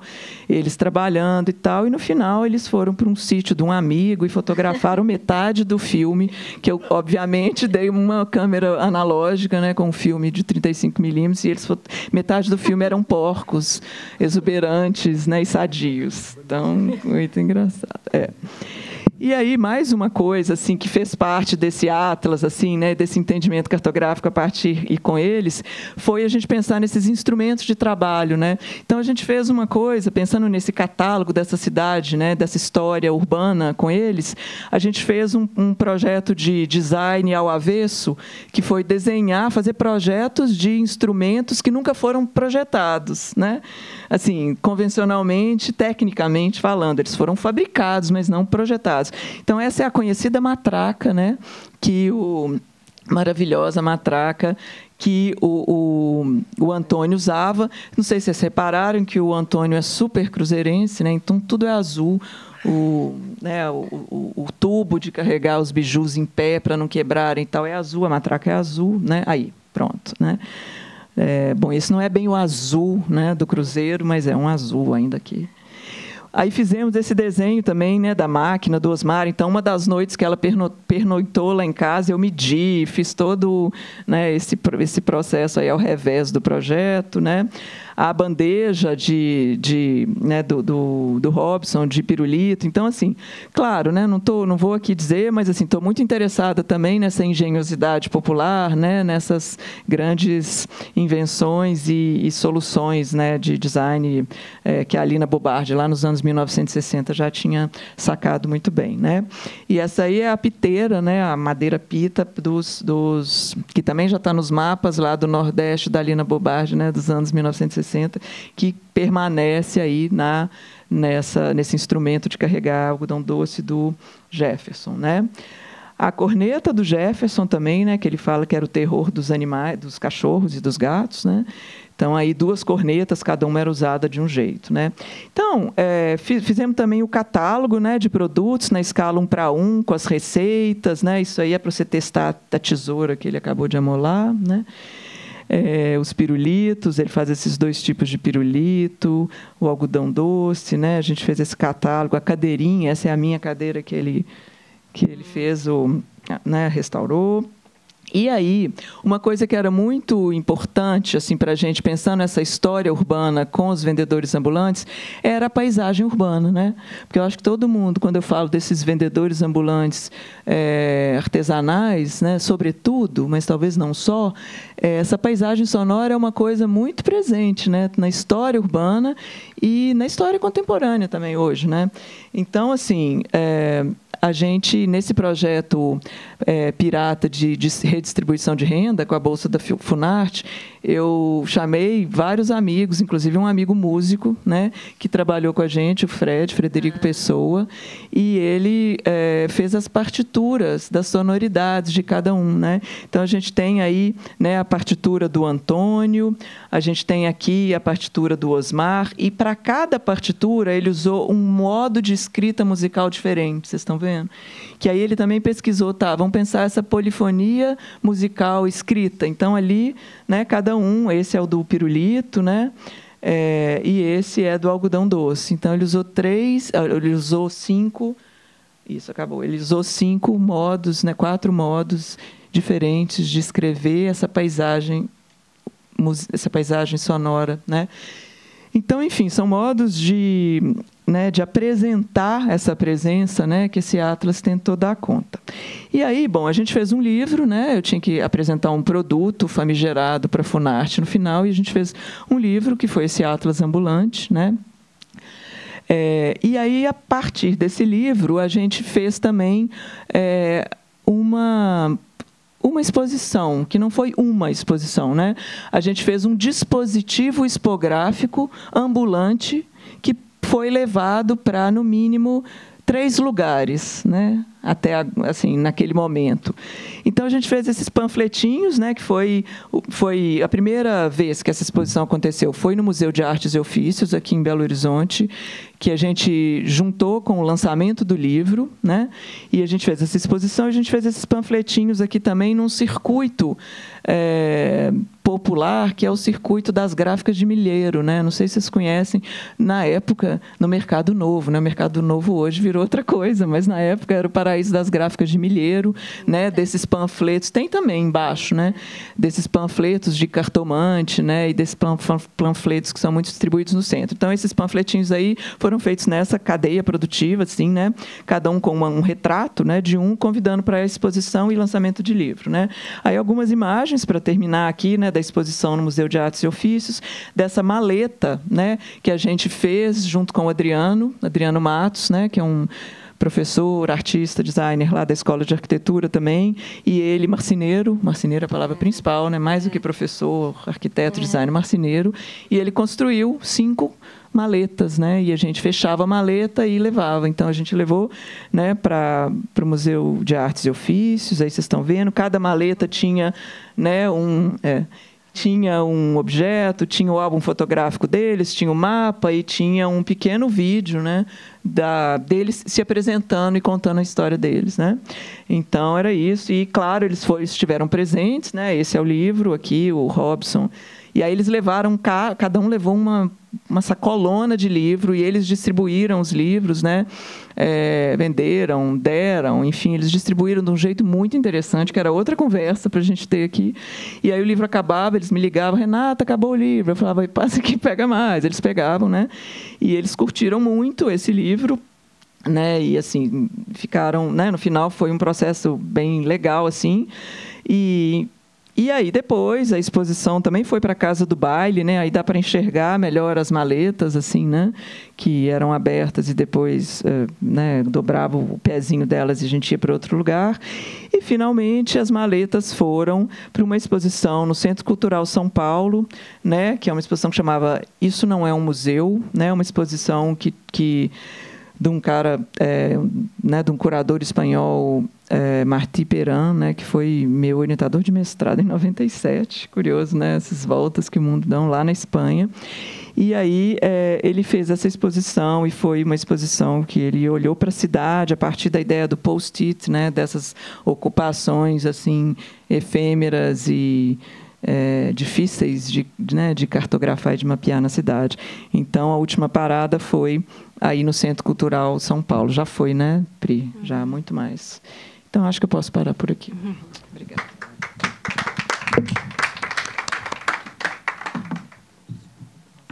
Então, vamos abrir para uma rodada de pergunta.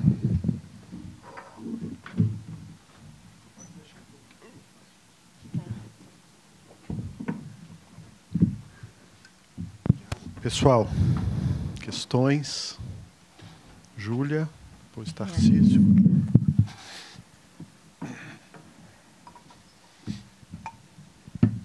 igual a Gisele. Tô igual a Gisele. Boa tarde. Eu queria perguntar para vocês, para todos vocês saber a opinião, que deu para perceber pelos trabalhos que vocês apresentaram que nesse setor da economia popular tem muito de individualidade e pessoalidade das pessoas que fazem ela envolvidas. Eu queria saber um pouco da opinião de vocês sobre como que isso impacta esse setor, se vocês acham que é algo positivo, negativo. Enfim, queria saber mais a opinião mesmo. Obrigado, Júlia. Deixa eu passar para o Tarcísio.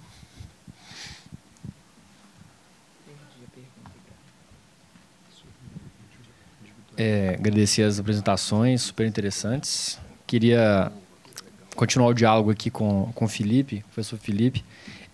Você falou uma coisa interessante sobre a questão da busca da autonomia, né, do trabalhador via comércio popular. E tem uma dimensão que foi uma das coisas, eu acho que talvez mais relevantes que eu encontrei em campo e que eu ainda vejo como muito importante, mesmo numa circunstância em que o comércio ambulante anda tão esgarçado, né? Enfim, menor, né? Aparentemente, mas que é uma dimensão cultural, né? Que é a ideia que está no imaginário popular de que a rua é acessível. A rua está para todo mundo, sabe? Então, essa busca por autonomia do trabalho assalariado, né? Que tem uma hierarquia dura, que tem assédio moral, que tem pouca perspectiva e cada vez menos, né? Eu queria saber se nas entrevistas de vocês também rolou esse paralelo de uma autonomia perante o trabalho convencional, mas também com relação às estruturas familiares opressoras, né? Por exemplo, casamentos opressores para as mulheres, famílias que demandavam muito, o fato de pessoas morarem na área rural com pouca oportunidade. Enfim, a rua como aquela forma de trabalho que sempre vai existir, ou que existe nesse imaginário como sempre vai existir, portanto a tora nunca vai acabar, né? Mesmo em circunstâncias das mais adversas, né? Portanto, então, assim, o trabalho conectando, né? O trabalho como o dinheiro, aliás, né? Como a materialidade da autonomia, né? O dinheiro ainda que pouco e ainda que, né, difícil de ser conseguido, né? Se isso apareceu na sua pesquisa também. E aí, um pouco para Camila, até um pouco nesse sentido também, se você que está agora, né, no campo agora, né, lá em São Paulo, se você encontrou entre os chineses, né, pessoas que faliram, que não deram tão certo e foram para a rua. Isso eu fico muito curioso porque me parece uma coisa justamente que reforça o caráter cultural. Se não, porque eu nunca ouvi falar, ninguém falou até agora disso, né? Não sei se existe ou se é muito raro, né? Mas uma coisa muito que está no nosso imaginário de brasileiro, assim, né? Fiquei sem emprego, qualquer coisa eu pego uma água e revendo no sinal, né? Isso para os chineses, como é que é?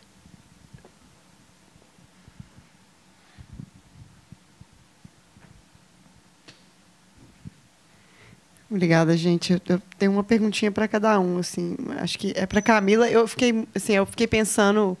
É um comentário, na realidade, que é uma pergunta também, que é a perspectiva que o Felipe estava falando mais cedo, a questão da conjuntura, né? E como que a sua apresentação fala um pouco da conjuntura na China também, né? E como que porque a gente estava pensando muito mais no Brasil e nas mudanças socioespaciais aqui da América Latina, etc., e como que isso molda e é moldado pela presença deles, mas você traz essa dimensão também, né, de uma conjuntura das mudanças na China e como isso impacta. Eu achei isso interessante. E a outra perspectiva que eu achei interessante que apareceu mais cedo também, que é a coisa do fracasso, né? Embora eu fiquei um pouco pensando se esse fracasso ele é fracasso mesmo ou se ele é um fracasso comparativo, relativo, né? E eu não sei assim, o que vai ser exatamente a sua dissertação, parece que você ainda está decidindo, mas isso me pareceu uma chave interessante, assim, porque a gente olha para a economia né, da migração chinesa com esse olhar da prosperidade, né? E aí, talvez, olhar esse revés do fracasso, mesmo que relativo, revele algumas dimensões interessantes. Aí eu queria que você falasse um pouco mais disso. E também, assim, né, até que ponto é um fracasso, de fato, se seria interpretado como fracasso também se eles fossem brasileiros, por exemplo, né? Ou se tem uma dimensão aí da percepção do imigrante chinês do que significa sucesso, comparativamente. Para o Felipe, eu fiquei pensando assim, você jogou aí no final, né, essa coisa da crise ecológica, assim, meio... E eu fiquei pensando, porque a gente não fala disso, né? A gente não falou disso até agora, mas tem uma dimensão da economia popular, né? Que é essa expansão do consumo, principalmente a expulsão desse consumo de mercadorias de baixo custo e baixa duração, né?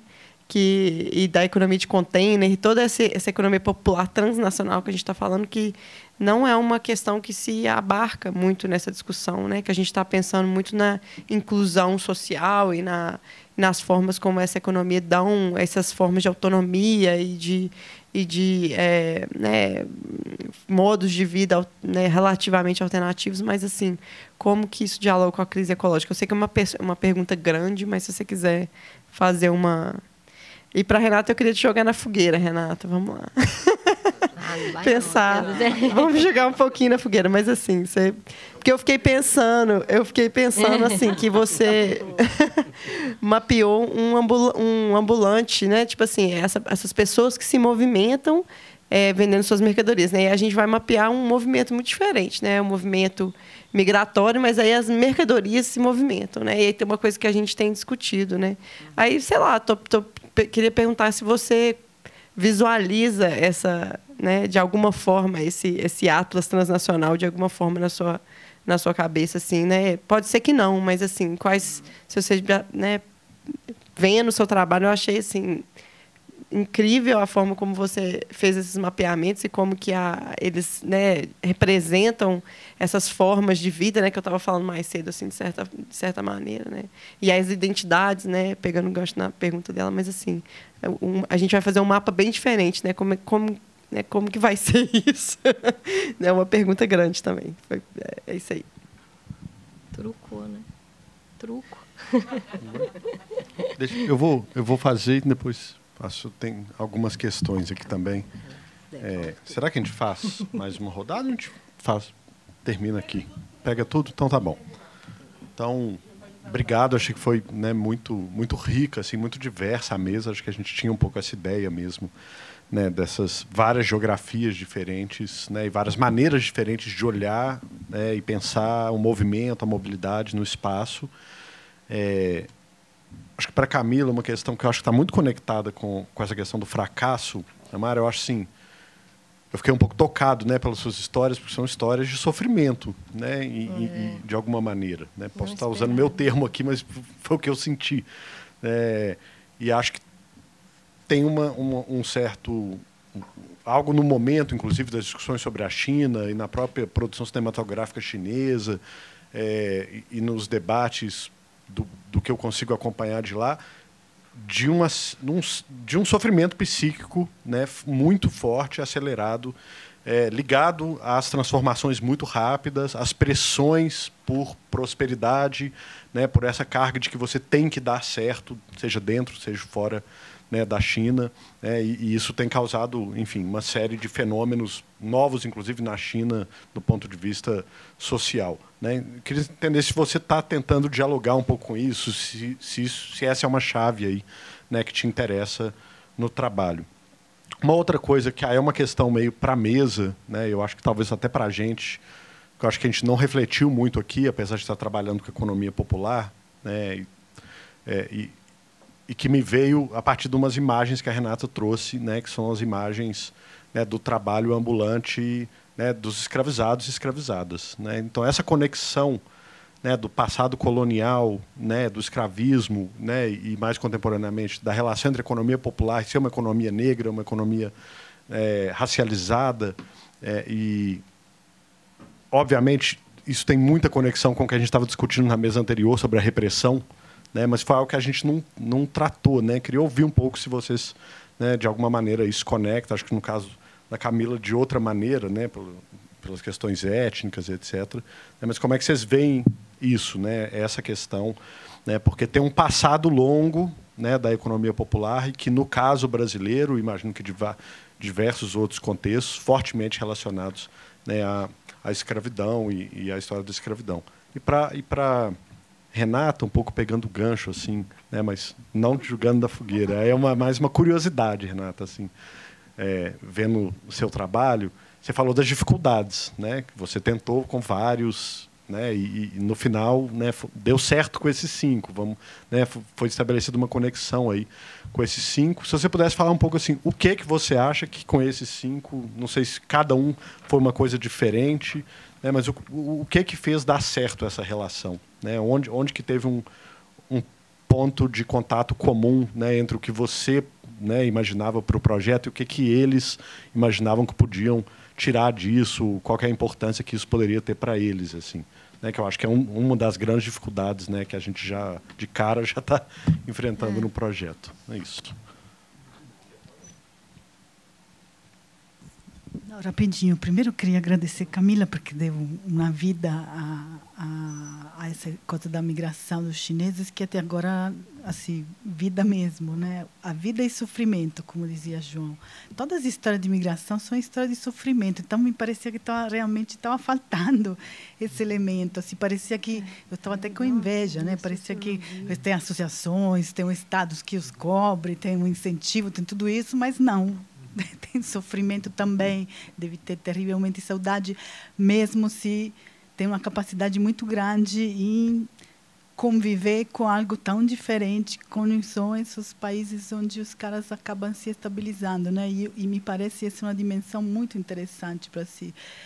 Eu estava falando, por exemplo, todos os chineses que eu encontro nas lojas na Europa, de forma geral, eles são muito mais fechados ao que tem ao redor, assim, talvez porque ele responde naquilo que encontra, né? Que de fato tem um fechamento muito grande, mas são muito resistentes, assim, não falam a língua, né? Então, e devem ser histórias pessoais que são super fortes e eu acho super importante, né? Você levar isso para lembrar sempre que a história são sempre histórias de migrações, apesar do discurso da vitória, né? De grande sofrimento e de grande dificuldade, né? E Felipe e Renata, eu fiquei um tempinho trabalhando sobre a história das quituteiras e aquilo que João falava, né? Como as mulheres escravizadas foram tão importantes para a própria construção da cidade, no sentido de vender produtos alimentícios que eram tão importantes no momento de construção da cidade. E encontrei um trabalho de uma historiadora italiana que mora na França, chamada Annabella Vitis, que ela também trabalha sobre a importância das mulheres na rua vendendo na passagem da Idade Média à modernidade na construção da cidade, né? Então, me pareceu isso muito interessante, pensar na figura das mulheres que estão na rua e que têm um papel importante na construção da cidade enquanto vendedoras, né? Mas aqueles que hoje a gente encontra, né? E essa coisa dessas pessoas fazendo trabalhos tão importantes, né? O amolador, né? Que tenha em todas as cidades, em todas as esquinas, o empalhador e tudo mais, que são justamente aquelas profissões que estão se perdendo, pelo menos nesse sentido, né? De pessoas que você encontra na rua. E hoje na rua você encontra só gente que vende algo, né? Então, essa passagem que é do artesanato para o hiper-industrializados e ainda mais só a circulação de mercadorias que vem de tão longe, né? Me parece que é uma metáfora do momento que a gente vive, do capitalismo hoje, para a qual me parece que a gente tem que encontrar imagem e formas de nomear tudo isso que acho que a gente está justamente procurando, né? E acho que o teu trabalho é super bonito porque dá uma materialidade, né? Aquelas construções que são também artísticas, que são também de muita... quando você fala do Andarilhos, né? Tem muitas histórias ali muito ricas, né? E hoje a gente vive justamente, né, repressão policial e tudo mais. Então, eu acho que tem algo para entender por que hoje tem tanta força que se coloca, por um lado, e agenciar isso como um empreendedor de sucesso, resiliente, ou, por outro lado, reprimir e tentar fechar dentro de um caixote, de um shopping, enfim. Líbia. Mais um aqui? Nossa. Deixa eu ir. Que... A gente fecha aqui com os Boa tarde. Minha dúvida é para a Renata também. Eu fiquei pensando sobre a relação desses vendedores e o tempo de vida deles, o tempo de lazer, a movimentação na rua, no sentido assim, quando se é autônomo dessa maneira e, enfim, passa por dificuldades financeiras e etc., todo momento parece ser um momento necessário para se fazer dinheiro, sabe? Para, de alguma maneira... Enfim, a gente sabe que é complicado essa relação assim, de conseguir administrar o próprio tempo e entender a rua como um momento de lazer quando se é necessário trabalhar na rua, sabe? Tipo assim, como que eu vou conseguir aproveitar um parque, sair para andar, ver aquele espaço como um espaço meu, um espaço público de ocupação, quando eu necessito daquele espaço para minha subsistência, sabe? Eu queria entender como eles veem isso, ou se você conseguiu perceber no modo deles, na relação com o trabalho deles, algo nesse sentido. Obrigado, Estela. E aí fechamos aqui com o Felipe. Não, muito breve, né? Primeiro queria parabenizar, né, a mesa pelas exposições, né, e fazer uma questão muito pontual para a Camila, né? Que estava pensando aqui, né? Você trouxe algumas histórias, né, de falência, né, de sofrimento, como disse o João, né? E aí eu fiquei pensando, né, falando em falência, né, numa figura, né, que é muito presente nos mercados urbanos de comércio popular, né? Principalmente para aquelas pessoas que mexem com um volume muito grande de mercadoria e de dinheiro, e que a gente não falou aqui em nenhum momento, né, que é a figura do agiota, né? Então, eu fiquei pensando se tem relação, né, dos chineses, desses que vão à falência, desses que perdem mercadorias, com os agiotas, né, em São Paulo, se você viu algum contato disso.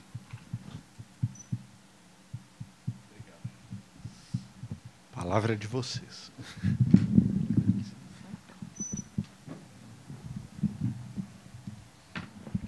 Tá, que tanta de pergunta. Vou tentar me organizar aqui. Em relação à primeira pergunta, eu não sei, acho que você não falou seu nome. Júlia. Que é a relação entre a individualidade e o impacto no setor. Eu acho que eu tento focar mais no padrão e o que tem em comum assim, nos processos, mas em relação à individualidade, acho que a forma como que a pessoa ela concebe o mundo, né? A personalidade dela faz com que ela lide e faça estratégias diferentes, né? Então, eu tenho, por exemplo, contato com imigrantes que são mais sensíveis e contatos com imigrantes que têm mais esse papo de resistência, do coach, assim. Isso faz com que eles lidam diferente, assim, com o problema, né? Como, por exemplo, com uma falência em potencial. Eu vejo nesse sentido. Em relação ao Tarcísio, que você perguntou se eu já vi alguns chineses trabalhando na rua. Então, quando a gente fala de imigrante, principalmente do imigrante chinês, são pessoas que tiveram dinheiro para chegar aqui, são pessoas que, querendo ou não, tiveram condições de investir em um comércio, são pessoas que mobilizam muito dinheiro. Então, vai muito naquilo que a Mara falou, de que é um fracasso relativo, né? Tipo assim, eles, no momento de falência, têm muito mais dinheiro do que eu. Por exemplo, né? Esses chineses, tipo... esse que faliu, um dia antes ele me levou no restaurante, ele me pagou um banquete. Assim. Então, é muito mais uma frustração em relação aos companheiros dele e aquilo que ele tem de expectativa, né? Ele tem aquela expectativa de poder voltar para a China sempre, de poder mostrar para os colegas que ele conseguiu prosperar, que é algo que tem muito forte em Xinjiang.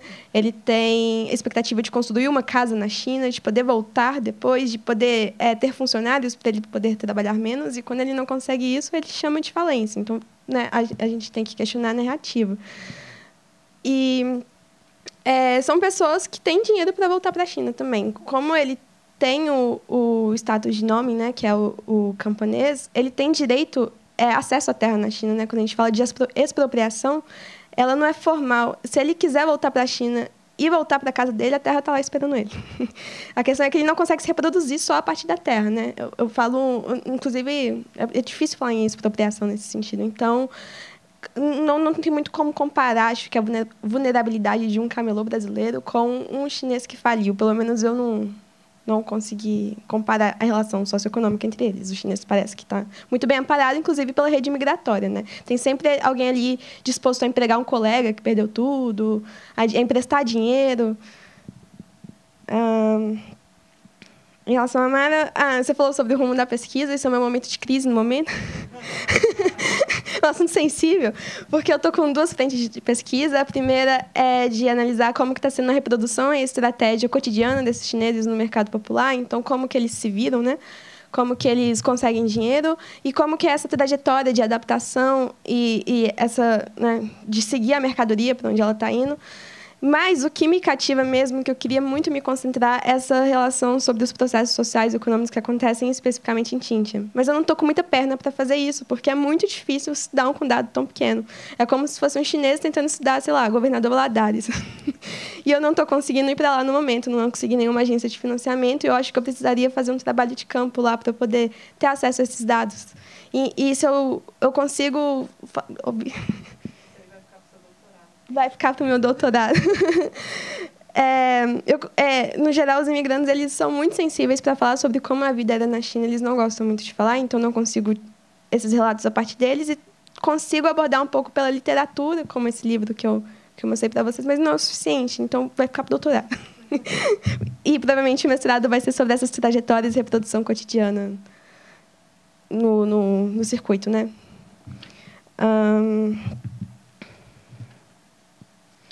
Aí depois foi o João, ele falou de histórias de sofrimentos, né? Importante, eu falei isso ontem, mas tem um perfil de imigrante que eu cativei muito, que são justamente esses que estão com mais dificuldade. Então, acaba que eu reuni muitas histórias de sofrimento, mas temos que relativizar, né, que tem gente que deu muito certo. Só não é o caso de quem eu estou tendo contato agora. E esse sofrimento psíquico muito forte, que você falou que tem aparecido muito nas histórias na China, foi isso, né? Então, no TCC eu abordei isso, mais ou menos, mas essas transformações que aconteceram na China, esse processo de modernização que aconteceu com a inversão, né, de uma população que era majoritariamente rural para uma população que agora é urbana, ou então vive como urbana, é algo muito recente, é algo que eu acho que outros estados, né, tipo o contexto brasileiro, ou sobretudo o contexto europeu, teve anos de transição para poder se acostumar com esse processo modernizatório, ao ponto de você perder, né, a memória de como era o antes. E eu acho que, como é um processo que foi tão rápido na China, as pessoas elas têm que se adaptar a essa transformação muito forte, e elas têm a memória de como era a vida antes, principalmente o chinês mais velho, né, que eu conheço. Ele sabe muito bem como era a vida e ele sofreu muito com essas adaptações. Eu acho que é por isso que tem tanto essa narrativa desse sofrimento psíquico, assim, que é algo muito forte, muito rápido. Assim. A Lívia falou de dar rosto para a história, né, da migração. Essa é o meu principal objetivo, assim, inclusive para relativizar um pouco essa positivação que se faz, né, com essas histórias de conquista e de como que acho que toda migração ela tem um processo forçado por trás dela, assim, né? Algumas mais do que as outras, isso foi falado ontem também, mas que a gente associa a migração forçada só ao refugiado, né? Mas no geral esse processo de deslocamento ele sempre traz uma dor consigo, mesmo quando ele é voluntário. E o Felipe perguntou sobre a Jota. Então, eu sou mulher no campo, e aí a maioria dos meus interlocutores são homens, e eu percebo que eles são um pouco resistentes de mostrar fragilidade para mim, se mostrarem frágeis. E mesmo assim, eles me contaram isso tudo. Mas eu sinto que eles tentam me poupar dessas questões mais coisas, então eu não vi. Eu até desconfio, acho que não de AJs, mas de relação de dívida com outros chineses. Eu acho que isso pode ter uma relação com o fato deles mudarem de cidade toda vez que dá muito ruim. Eu acho que pode ser uma forma de fuga. Mas não tenho dado para isso e não reparei no campo. Muito legal. Vamos lá, vou tentar ser rápido. Júlia, não sei se você estava aqui antes do almoço. A Mara comentou sobre o conflito que existe na perspectiva dos camelôs e ambulantes e a prefeitura em relação a uma certa ideia de horário de trabalho. Né? Não sei se você viu essa parte da apresentação, eu acho que é por aí, sua questão. Né? enfim, tem a autonomia no espaço e no tempo, né? E que é muito valorizada em relação à experiência do abuso no trabalho tradicional, nem se fala, né? Então eu vejo que sim, acho que essa dimensão que você traz você pergunta no final se é positivo ou negativo, eu vejo como uma expressão. Hoje é mais tranquilo a gente falar isso. Acho que quando eu entrei aqui na UFMG era mais difícil, né? Uma individualidade que é ok, né? Uma individualidade que não envolve o individualismo na sua perspectiva liberal, né? E que conecta, de alguma forma, na questão do Tarcísio. Aí eu fiquei pensando muito em práticas populares, né? Quando eu estava fazendo esse trabalho de campo, eu me lembro disso. Eu pensava na capoeira e nas histórias que já ouvi de muitas pessoas, na minha família, e pessoas que pesquisam e tal. O que era a capoeira em BH antigamente, né? E como que era reprimida. E era por causa, inclusive, da dimensão racial que o João trouxe para a discussão, né? Mas não somente. E um entendimento da rua como um espaço. A rua é de todo mundo, pô. Né? Então, ela é apropriável de formas diversas.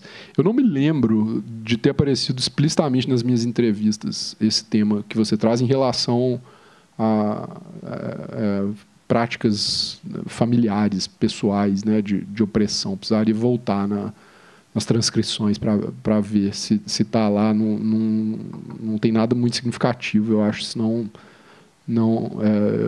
eu teria colocado no texto, inclusive, mas o que chama atenção é uma solidariedade que existe entre eles, né?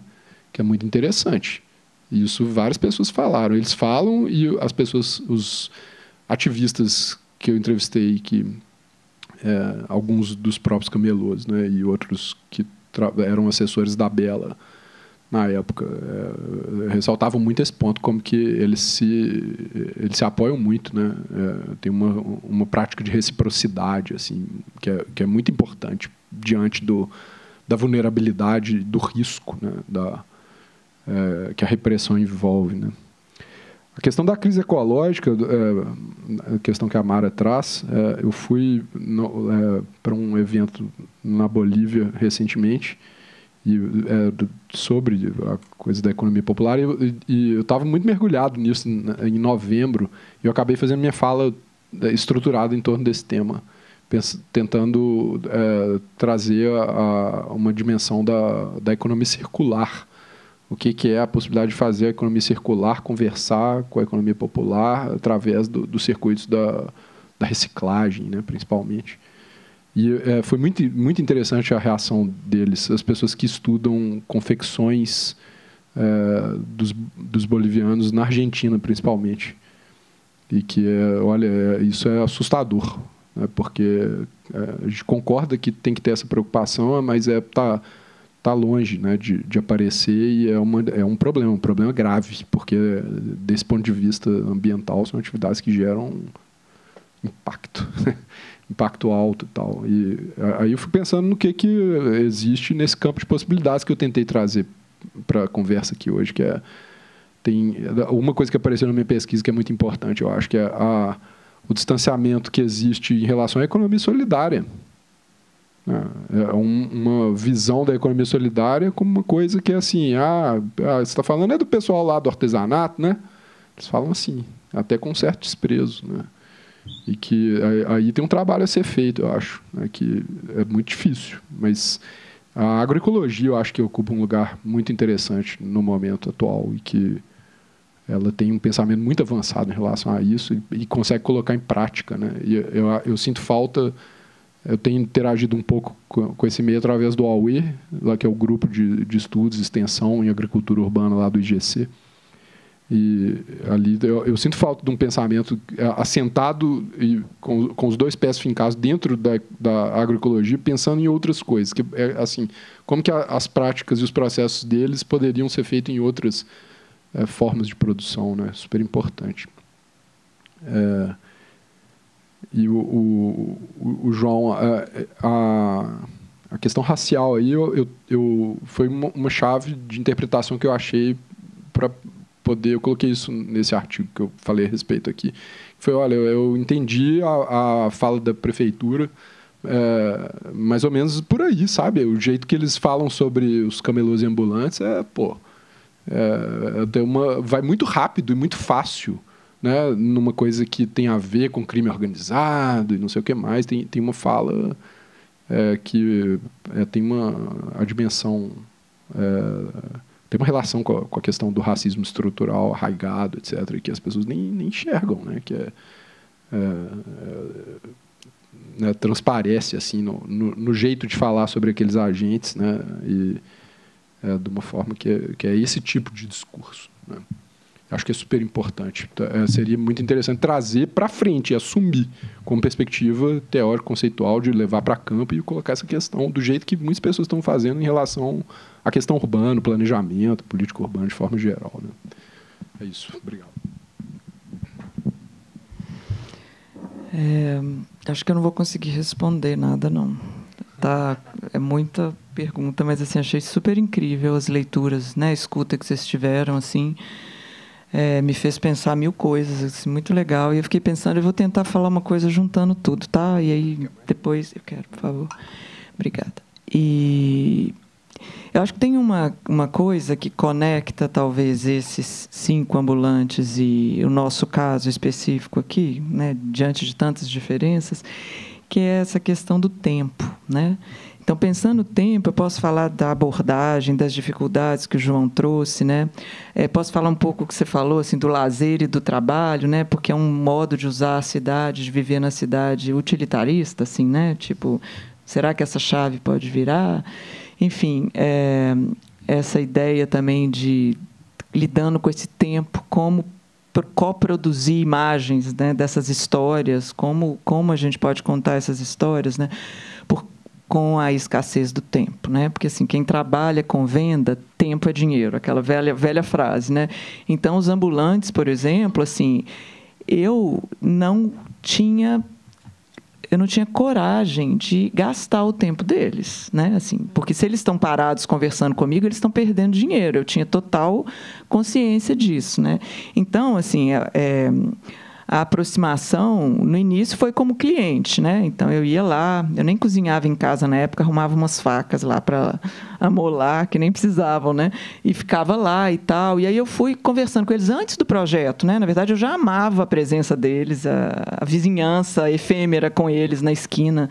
Eu morava num prédio baixinho, assim, que eu, né, olhava pela janela e eles estavam lá. Então, assim, eu já tinha uma coisa, um lugar do afeto, assim, posso dizer isso, que eu fui construindo com alguns deles, né? E aí, quando eu bolei esse projeto e conversei com eles, eu tinha muito essa consciência, assim, né, de que eu não ia roubar o tempo deles com uma pesquisa minha. Eu seria incapaz de fazer isso, né? Então, desde o início, o jogo foi muito claro, né? E eu, assim, quando eu queria conversar com eles um tempo, assim, eu sempre comprava toda a produção, né? Então, eu falava, então, eu quero todos os seus pirulitos. Aí eu conversava 15 minutos com eles, né? Todos alguns... Então, eu tinha, assim, estoques, né, de coisas em casa que depois eu tinha que redistribuir. Mas, assim, eu acho que tem uma questão, né, do que a gente tem que falar nessa posição de pesquisador, né? Claro que você... a ideia nossa, né, Pri, é criar um projeto em comum que não é o mesmo projeto. Então, assim, ao mesmo tempo que ele tem um interesse no que a gente está fazendo junto, a gente tem um. A gente pode estar fazendo uma tese, uma pesquisa e tal, mas eles têm que estar fazendo algo que faça sentido para eles também, né? Então, isso é básico, assim, para a gente trabalhar com essa ideia de colaboração, né? Mas, naquele caso, eu acho que teve essa questão do dinheiro, né? Está parado, eu não ganho, então eu não vou fazer você perder, claro, de jeito nenhum. Mas eu acho que teve uma questão também de... Eles curtiram, porque eles se sentiram valorizados, né? Então, assim, essa ideia de fazer um livro junto, eles acompanharam o processo todo do livro, isso foi muito interessante, assim, sabe? Para eles, assim. E eu falei da distribuição, quer dizer, eles de fato entenderam que o livro era deles, era sobre eles, e o livro tinha um papel, para cada um tinha um papel diferente, né? Assim, que a gente pode dizer, né, um papel político, mas um papel de valorização, né, de vida mesmo, né, de afetiva. Então, eu acho que teve esse caso, né? E essa coisa do fracasso, eu fiquei pensando também um pouco, porque quando eu falei que o Osmar, que eu encontrei com ele, ele era nômade, não tinha mais casa, ele teve, vamos dizer assim, ele, como amolador, ele formou todas as 3 filhas dele. Todas as 3 filhas são formadas, né? E já trabalhavam, e nenhuma delas se imaginava continuando, né, Lívia, assim, aprendendo um ofício, vamos dizer assim, e dando continuidade a um fazer artesanal. Nenhuma delas.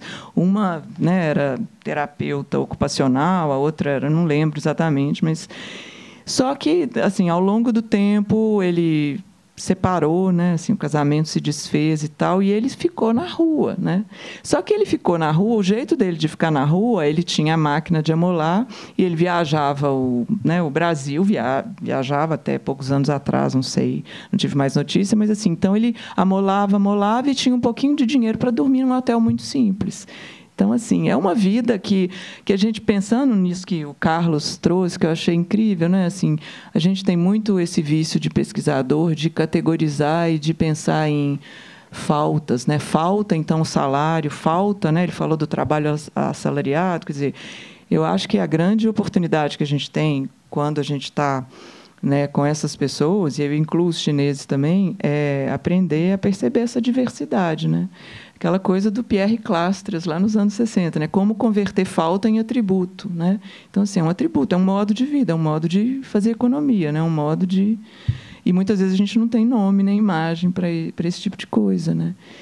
Então, eu fiquei muito encucada com essa coisa do Osmar, porque eu falei assim, o Osmar agora ele vive na rua, só que ele dorme num hotel barato, mas ele vive na rua, ele não tem mais família, ele não tem mais... Né? Ele é ele e a máquina de amolar, né? Só que ele aprendeu, ele sobreviveu, né, com esse ofício. Então, assim, ele tem uma outra situação, né, de voltar para a rua. Acho que isso é interessante. Agora, a coisa do lazer, eu achei legal, porque quando eles ficaram com a câmera, eles ficaram alguns meses com a câmera, sei lá, um mês e meio, eles curtiram muito olhar para a cidade, né, de um outro jeito. Então, eles não pararam de andar, era a rota de trabalho deles, mas eu percebi que tinha, primeiro... eles gostavam da cidade. Eu achei muito engraçado isso. Eles tinham lugares preferidos, né? Eles tinham uma relação de... Ou seja, eu percebia que, ao andar pelas cidades, eles olhavam para muitas outras coisas, além do trabalho, no caminhar deles, porque eles foram e fotografaram lugares que eles gostam, né? Lugares que eles, com os quais eles criaram algum sentido, né? Então, claro que isso não é regra, obviamente, mas assim, foi isso que eles me trouxeram, né? Que eu achei interessante também. Agora, eu falei do tempo, né, Mara, que a gente tem esse desafio. Eu acho que o tempo dos chineses é um tempo muito mais acelerado do que desses caminhantes, né, a pé pela cidade. E muitos mal conversam com a gente, né, porque eles estão sempre fazendo outra coisa e tal. Então, eu acho que é um aprendizado que a gente vai ter, assim, né, de como lidar com esse tempo, né, deles, assim, né, sem cortar esse fluxo, né, que para eles é tão importante, tão valioso, né. Mas eu não sei exatamente, né, estamos aqui pensando como que isso pode acontecer, né. Acho que é isso, né. Não, acho que é isso. Está fechada a mesa. Então. Resumindo, está na hora do coffee break. Mas, assim, vamos tentar voltar, tipo, 4h20? 4h20 é uma hora, assim, sugestiva. Bebe água, Renato. Você não bebe Isso, essa mesa de agora, né, depois do coffee break, é mais uma reflexão e tal, uma coisa mais solta. E depois a gente tem a nossa mesa mais final, institucional, etc. Valeu, gente. Obrigado. Foi muito legal. A gente perdeu algumas pessoas. Cadê o Carlos?